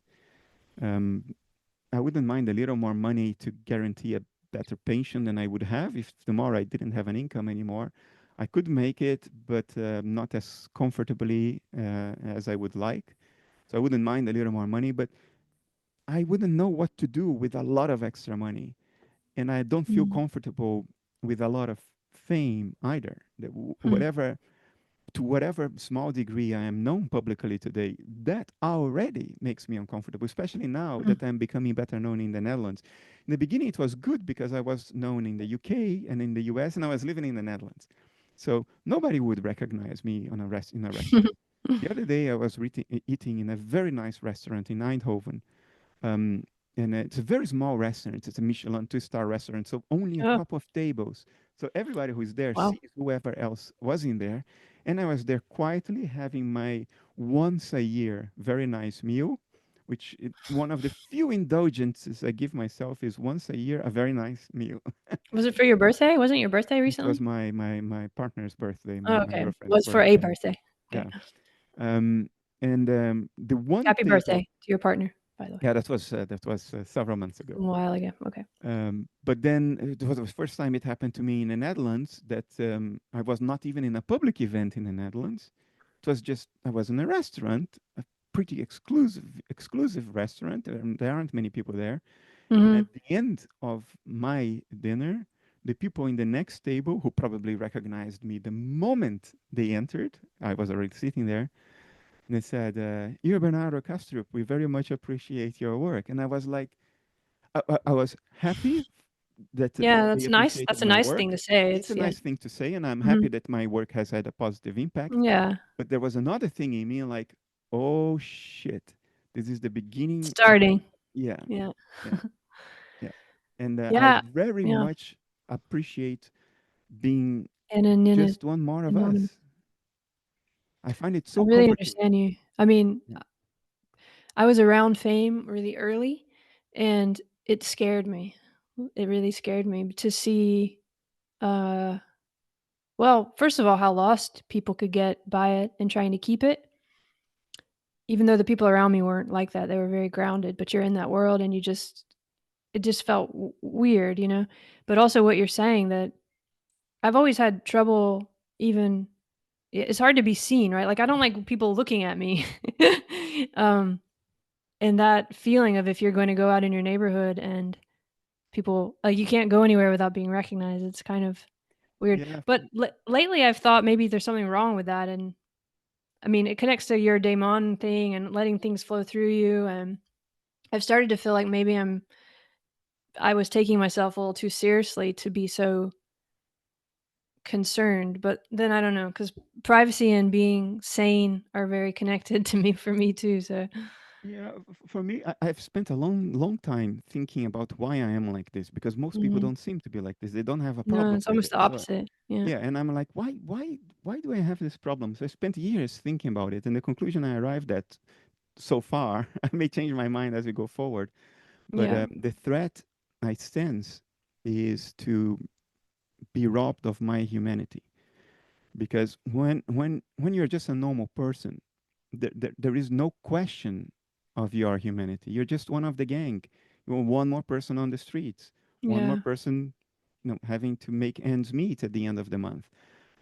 You're as human and as fallible as everybody else, as um, susceptible to failure and to error, to mistake, as everybody else. And that I find extremely soothing, because Mhm. it doesn't place a heavy weight of moral responsibility on your shoulders. You carry the same weight everybody else carries, and you are within that web of human mutual reassurance. When you Mhm. suffer, the other people who suffer console you. And the year later, you are one of the people who are suffering and console another sufferer. So you Mhm. are surrounded by your own kind. That's reassuring, comforting, and when people start looking up to you, they it's not. I don't say that they do that maliciously. It's not what they are trying to do, but the effect is that they're kicking you upstairs. Mhm. I experienced it as being robbed of my humanity and being invested with a weight of responsibility that is incommensurable with my fallibility as a human being. Hmm. And that's what makes me uncomfortable. This elevation, this exiling me, this like kicking me away from the web of mutual human reassurance, from the So you web. feel like they're distancing you from Yeah, what you need, which is just to yeah, be connected to humanity. yeah, Yeah. yeah. I am fiercely connected to my humanity, and Yeah. I will instinctively and emotionally react to false but perceived threats to my humanity, and being elevated as the wise philosopher, the one people want to listen to. That's that's a huge threat to my Mm. humanity, and doesn't Is it a disservice threat what if you I'm. don't take it seriously? I mean, if you are you worried you'll start believing it? No, No. It's just no, that you can't connect anymore because people aren't seeing you, they're seeing no. I this can, I image. can connect. The fear is they can't. They will not treat me as a They're normal not human connecting to who being. you really are or something. Or Precisely, yeah.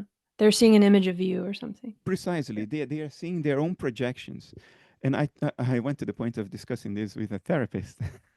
And he'll probably be listening to this, and because I Yeah. talked about this before.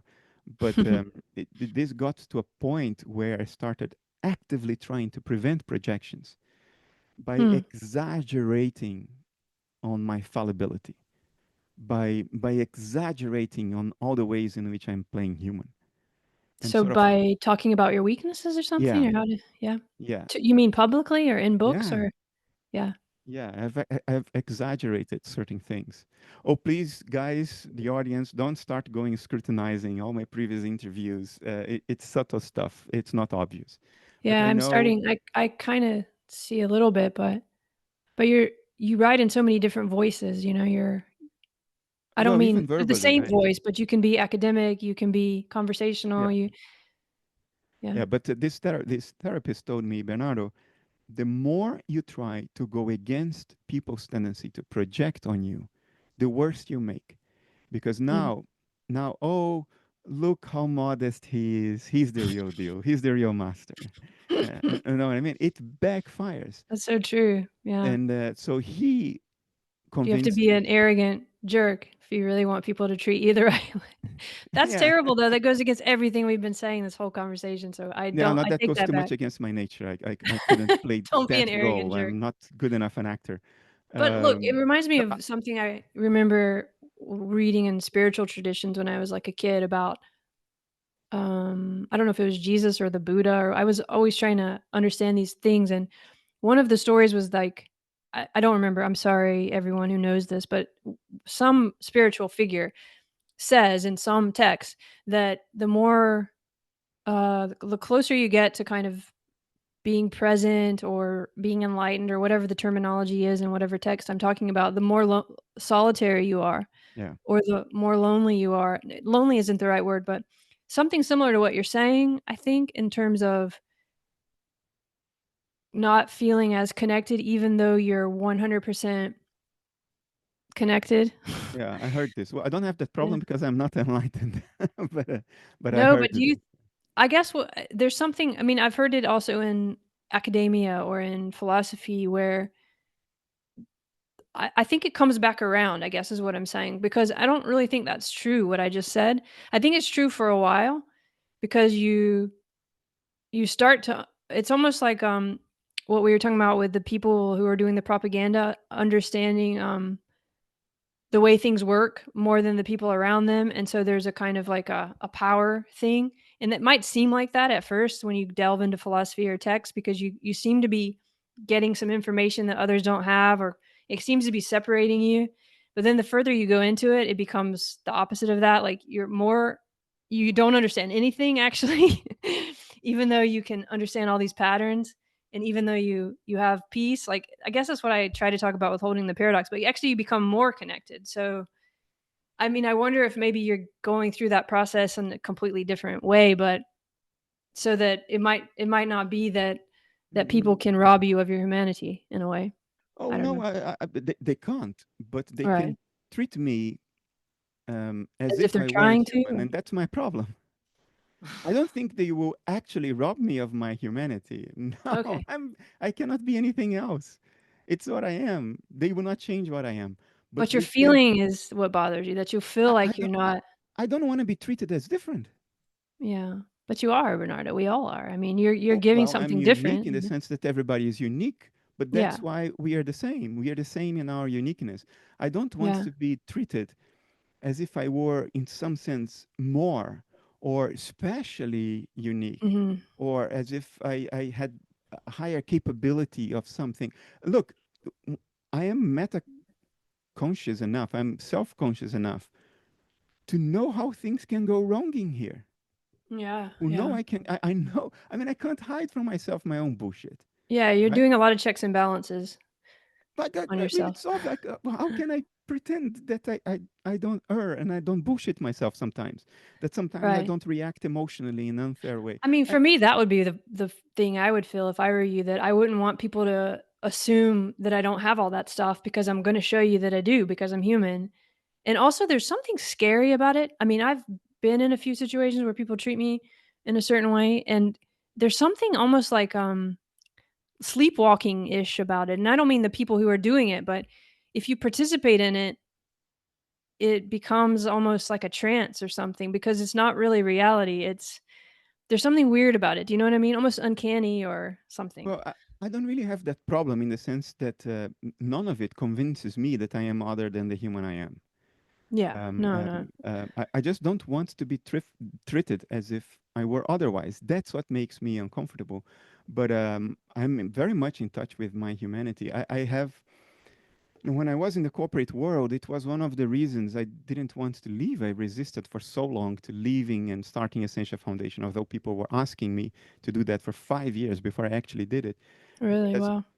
at work, It's I kind of was one amazing of how the life gang. just gives you your path, like, almost forces you on your Yeah, path. absolutely. Absolutely. My next year's book will talk about it. Okay. But at work, um, the culture at the SML was a culture of mutual criticism. Like we kept each other sharp. We were always looking That's for good. how we were deluding ourselves. What were Mm, we not seeing? What were that's were great. we That sounds very believing? healthy. Yeah, yeah. So we always sort of poked each other, and I loved that culture because it kept me very grounded. And Mm, nobody looked up to me, even when I became boss and all that stuff. At the SML, you know, maybe you have a higher management position, but that doesn't mean that you're better. It only means that you have a certain number of responsibilities that others don't have. You're one of the mm, gang that happens to have management responsibilities. That's all. Board I like meetings that at way of the putting it. SML, That's good. Yeah. if an issue would come up in a board meeting at the SML that was very technical, and Hmm. the person who knew about that issue was the lowest level engineer, the CEO of the company would pick up the phone during the board meeting, call that person and say, "Come up." and that person would take part in the board meeting. That's So great. nobody was better. Yeah, just different skills or Everybody different. had a role to play, and that was Yeah. it. And that was very grounding. And I had that for 15 years, Oh, and I I like didn't that a want to lot. lose that. So now in the foundation, because it's a foundation around philosophy and it touches on spirituality, even though we are not a spiritual foundation, philosophy always touches on the great questions and of meaning and Yeah. beings. It touches on spirituality. So I'm much more vulnerable to being treated in this Mhm. dehumanizing, but not dehumanizing in a way of putting me down, dehumanizing in a way of putting me up. Mhm. Where And you have to make the decisions, I yeah, guess. and I seek to balance it by, for instance, by engaging with hobbies in areas where nobody looks up to me. Like I'm a computer restorer. I work with two or well, it will be three. I work currently with two different museums, one in the Oh, Netherlands, one in Belgium. I restore I rare love those computers. I historical. told you last time or whenever we talked about I love those computers, like retro looking. They're so Oh, cool. I restore really rare stuff. On that table So behind cool. me now, there is a Sol 20, Oh my god. first home computer I can ever completely created. like that stuff just makes me kind of crazy to think about. Yeah, Anyway. that's very rare stuff lands here because I take on certain restorations that most other restorers will not touch Wow. because it's too rare and they are afraid that they would screw it up. Uh, Yeah. in that world of vintage computing, history, technology, nobody looks up to me, except that It's I not have really a world of reliable looking up hands. to you. Now, I'm a good restorer, so people come to me for that. And then after that, we all go for a beer and we make Yeah. jokes and we talk nonsense. And I can be crass and vulgar, Mm-hmm. and nobody will raise an eyebrow because Bernardo Kastrup just told a vulgar joke because I'm Yeah. just the bloody computer restorer. Yeah, Uh, yeah. so no, I That's have kind no of the doubts. trick, is to be in different, not only dependent on this one little bubble world, where you are super kind of famous or whatever. Did you never look up to people though? Have you never treated people like that? I I always, do. I tend to do that yeah. with dead people. I look up to Jung. Like I look up to Jung, for Schopenhauer. example, Yeah, Carl Jung, Jung. Schopenhauer. With living people, it almost doesn't happen. Happens only a little bit. I have three living heroes, five living heroes in technology. I don't have a living hero in philosophy, and that tells you something about how I judge the state of philosophy in the early 21st century. Mm, I have people in philosophy that I'm thankful for their influence, like David Chalmers, who opened certain doors in my mind 25 years ago. I'm thankful to him. I think he's a very valuable philosopher, but I mhm. don't put him on a pedestal. No, I don't do that. I No. only do that with dead philosophers. And Yeah, in the world safe. of technology, Mhm. I put Schopenhauer. five people in a pedestal. Yeah. You're not gonna tell me, I guess, one of your Oh, technological. yeah. I put Martin van der Brink, who was Oh, my more or less distant mentor for 15 years. He used to be the CTO of ASML. He retired this year. I look up wow. to Federico That's really Fodor. powerful that you worked for that place for so long and you still have such positive feelings about it. I I mean, that's Martin pretty taught legit. me, yeah. Martin taught me to be viscerally and uncompromisingly honest. In other words, to not give up until you have looked under every stone of your own mental bullshit landscape. Mm, that's wonderful. That sums up a lot of what's great about your work for Yeah. me. He was difficult to work with because he could be Mhm. absolutely brutal, Mm, and some people just couldn't, bear that. mm. But I got used to that, and I and Brutal I because of truth, not coding the he truth kind of doesn't thing, or brutal code with it at intention? all. No, Okay. he no But the he intention wasn't brutal, or was it? no. Just for It clarity, was on was it? content, not on personality. It was Yeah, on because that content. matters, I mean, Yeah, if you with that came to work. him with a story that was weak and full of holes, he would crucify your story. That's so refreshing, though. I really trust that. I really like that when I mean, that's part of being famous too, right? That you want people to still do that because it's such a service Well, that you if you're can, famous, people don't do that to you anymore. Yeah. yeah, but that's what I Martin did mean, because it's I was nobody. a I problem. was a kid of 31 years old when I started working with him. And then he was merciless. Martin is the antithesis of woke. Not that he's racist. He's not because he discriminates. He doesn't. But he doesn't care about the social coding. He doesn't sugarcoat anything. Mm, He is brutal in his commitment to cool. what is true, and that influenced my philosophy a lot because it made me brutal against physicalism, against materialism. Like I wouldn't sugarcoat why it's bullshit. Hmm. Set helped set the tone of how I speak philosophy. Yeah, it says a lot about Um, you, but also that it's because those are heavy words, especially in the context of everything we've been talking about, and it's really important that those words are used like towards authenticity and honesty and these kind of intentions, not towards people or towards, like what scares you or, you know, like it's interesting that because I do think that's part of the attraction, right? Of the well, it's clarity that, and also when reading your stuff, you can tell you've done all the work. Even talking to you about these issues, you're obviously quite hard, not hard on yourself, but yeah, you don't seem to talk about stuff unless you've really looked at it as in a very deep way, which is refreshing. yeah. I mean, it's perfectly normal in the way I experience life. You only talk about things you have looked at carefully, right? Otherwise, you're just spouting out sounds without meaning. But Martin was one of them. Another one is Federico Fagin, the inventor of the Oh, yeah. microprocessor and MOS silicon gate He just technology. yeah, I think He's a I've personal been friend. in contact with Has him, yeah. He has become a philosopher as well, an idealist philosopher. He wrote a book recently about consciousness too, right? Yeah, yeah, Or yeah, yeah, several. Essentia several. Foundation published one of them in English. Okay. Another one is Bill Mensch, one of the designers of the 6502 microprocessor in the 70s, who Wow. I also happen to know personally, to have the privilege of knowing personally. Sophia Wilson, the designer of the ARM instruction set, the processor that is now everywhere. Everything is an ARM processor now. Sophia Oh, Wilson designed that in the mid oh, 1980s. cool. I didn't know that. I don't know her personally. I haven't had the privilege of meeting her personally, but she's a living hero of mine. And the guy who designed the microelectronics of the ARM processor, I'm drawing a blank on his name now. I wish I could help you, Ferber, but Steve Herbert. Ferber. Yeah, Oh, so Sophie Wilson and Steve Ferber were two in a box. They were designing the ARM, the first ARM microprocessor that came out in 1985, and it's now everywhere. It's the processor. Steve was doing the microarchitecture. Sophie was doing the instruction set architecture. So the two of them are living heroes of technology and certainly living heroes of mine. it's kind of a paradigm shift or something there with that. Do you Yeah, think, they hmm? look. They did what is what you can see in my philosophy. They looked for ways to make things simple.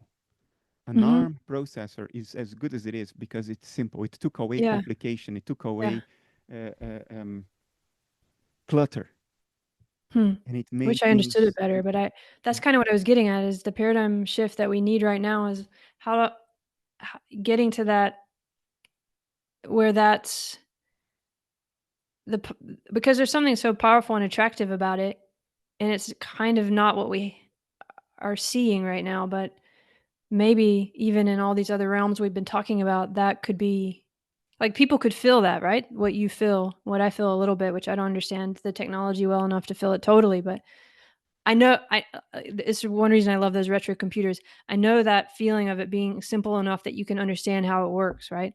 And, still doing even better.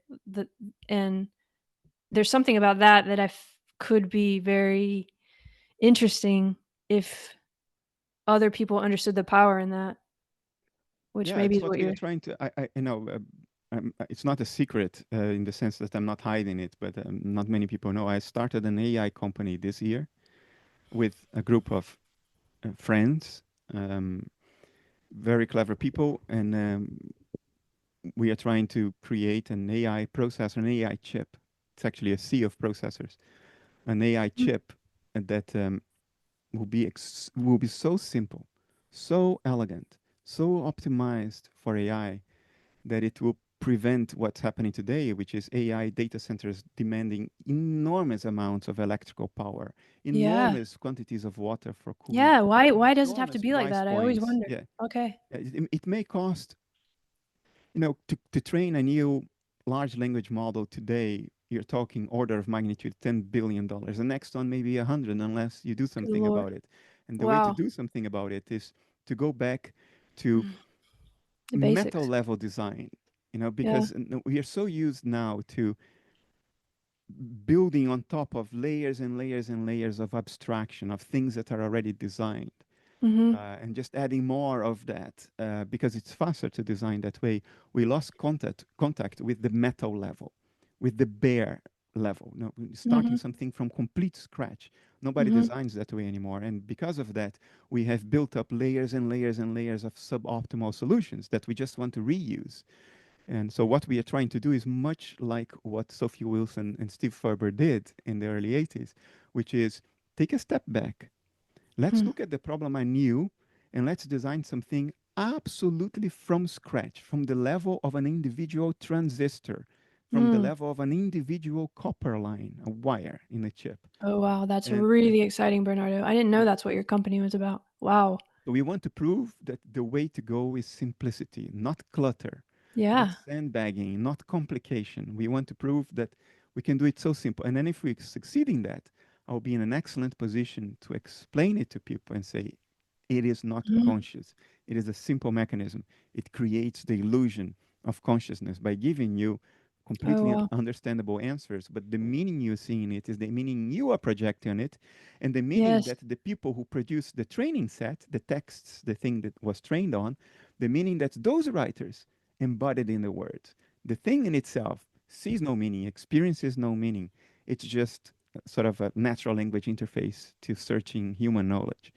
But I'm years away from making that case. Right now, we have to prove that we can be a lot better than NVIDIA's GPUs, Google TPUs, and the NPUs of ARM and the rest. Once we prove that, then I'll be in a position to try to reach my real goal, which is not to become rich, because my life will not change anyway, um, but to enter. It's okay to become rich, though. You can give money to other things then. Yeah, I can give money to Essentia Foundation. Yeah, that would Yeah. be nice. Guarantees. Money is good if you give it.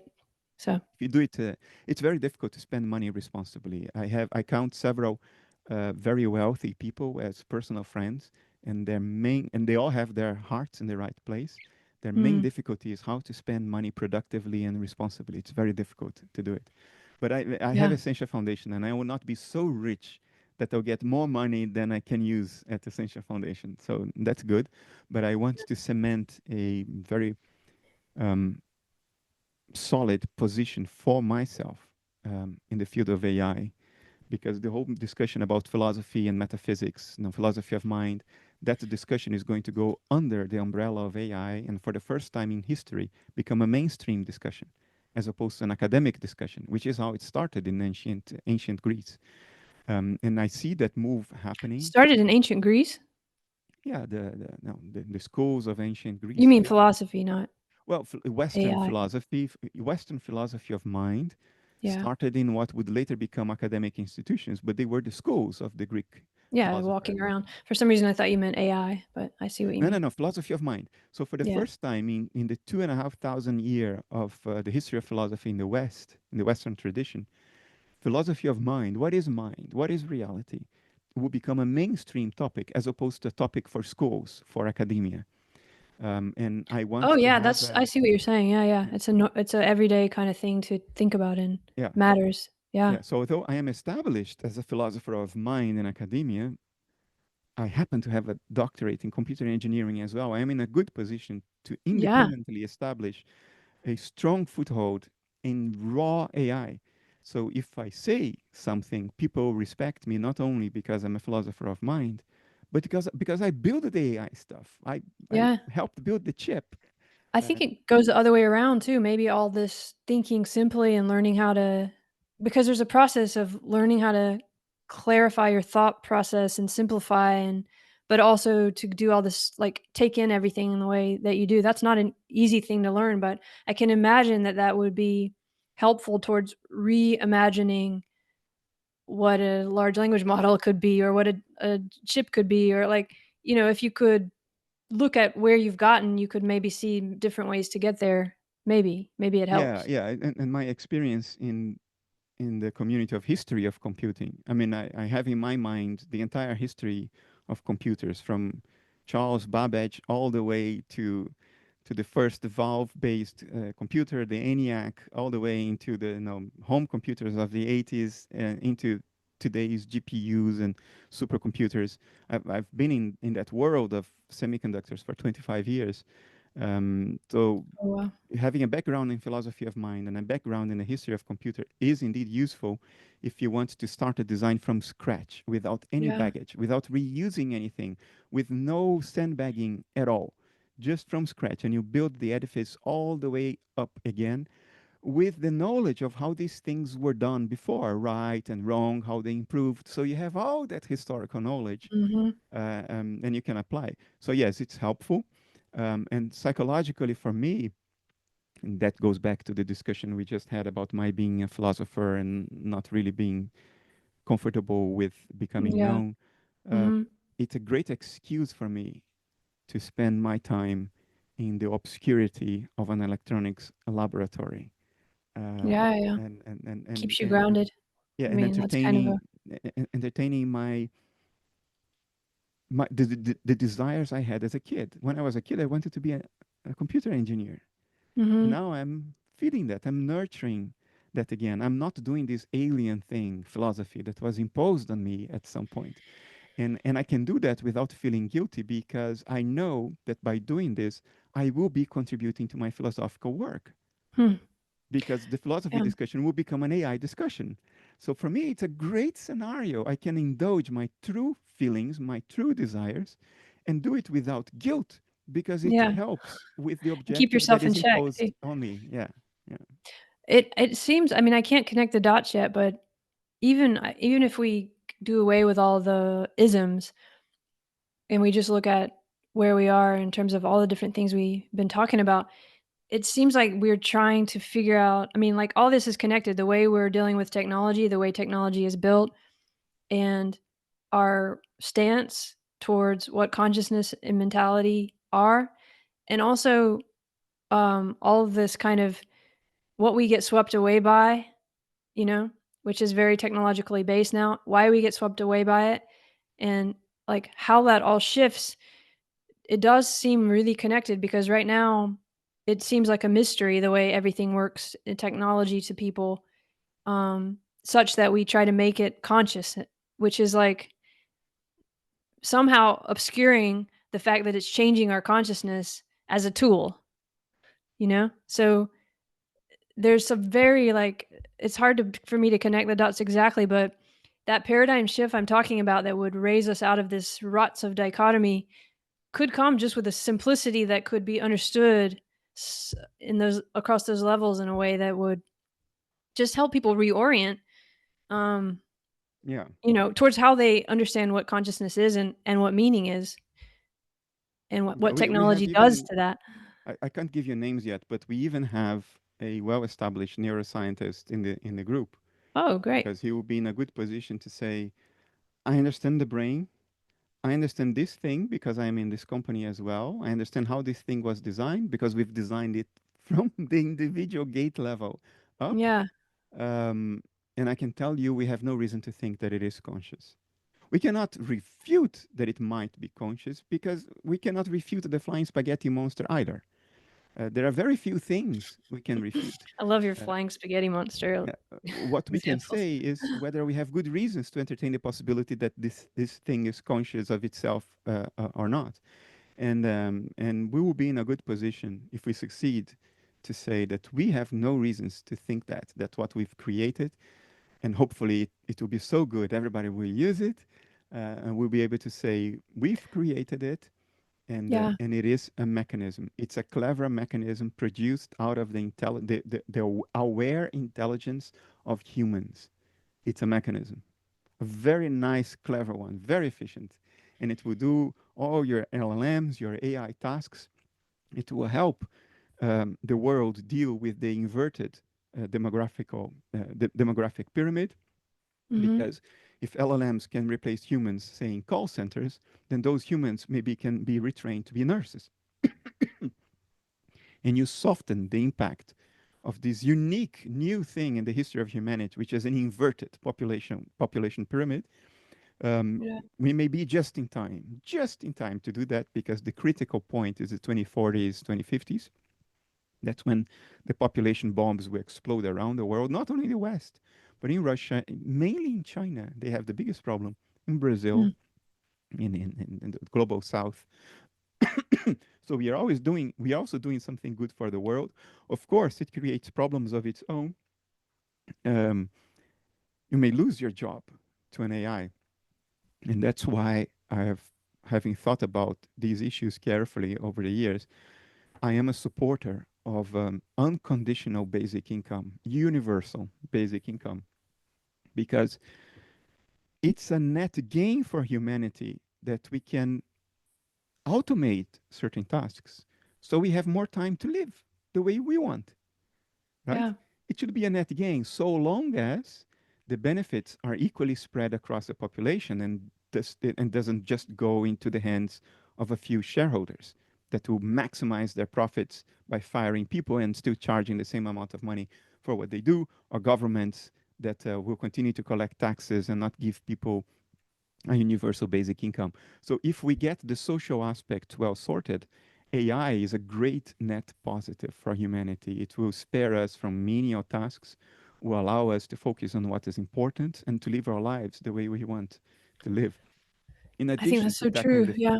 philosophical I questions. think it's happening. I mean, people think AI is a big revolution, and it is, but I don't think it is in the way we think. I think it's more in the way you just described that, and I think it's related to what's possible for us in terms of consciousness. And I think that, that would be a whole other discussion. I just realized we've been talking really a long time, like 3.5 hours. Yes, So I I need should let to. you go. I have Yeah.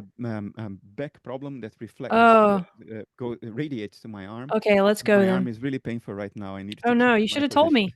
me. No, no, it's okay. It's okay. Bernardo, you should have told me. Thank you. Sorry. No, don't. You So, shouldn't feel guilty about it. We were talking about important topics. okay.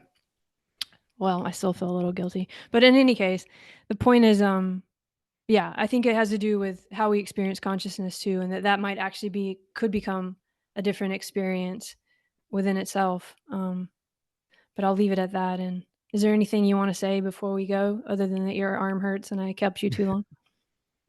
No, no, you didn't keep me for too long. It was important to do this. No, Okay. I think we've covered everything we had originally planned to cover. So I'm a happy camper. Okay. I'll probably just post this one and not like I'll edit it a little bit or something, but mostly I just put it up. Is there anything you want me to not call it or just post it?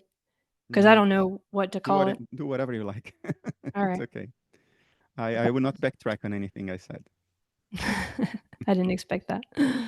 All right. Well, I hope your arm feels better. I'm really sorry about the No problem. keeping and thank you. You're And welcome. Thanks for having me and doing this. I really appreciate you. Okay. Have a good week. Have a good week going forward. Yeah, you have a good week too, and hopefully I think it's gonna be kinda nice in the middle of the week in the Netherlands, so I will post it. I don't have much of a social media presence anymore, but I'll post it on YouTube.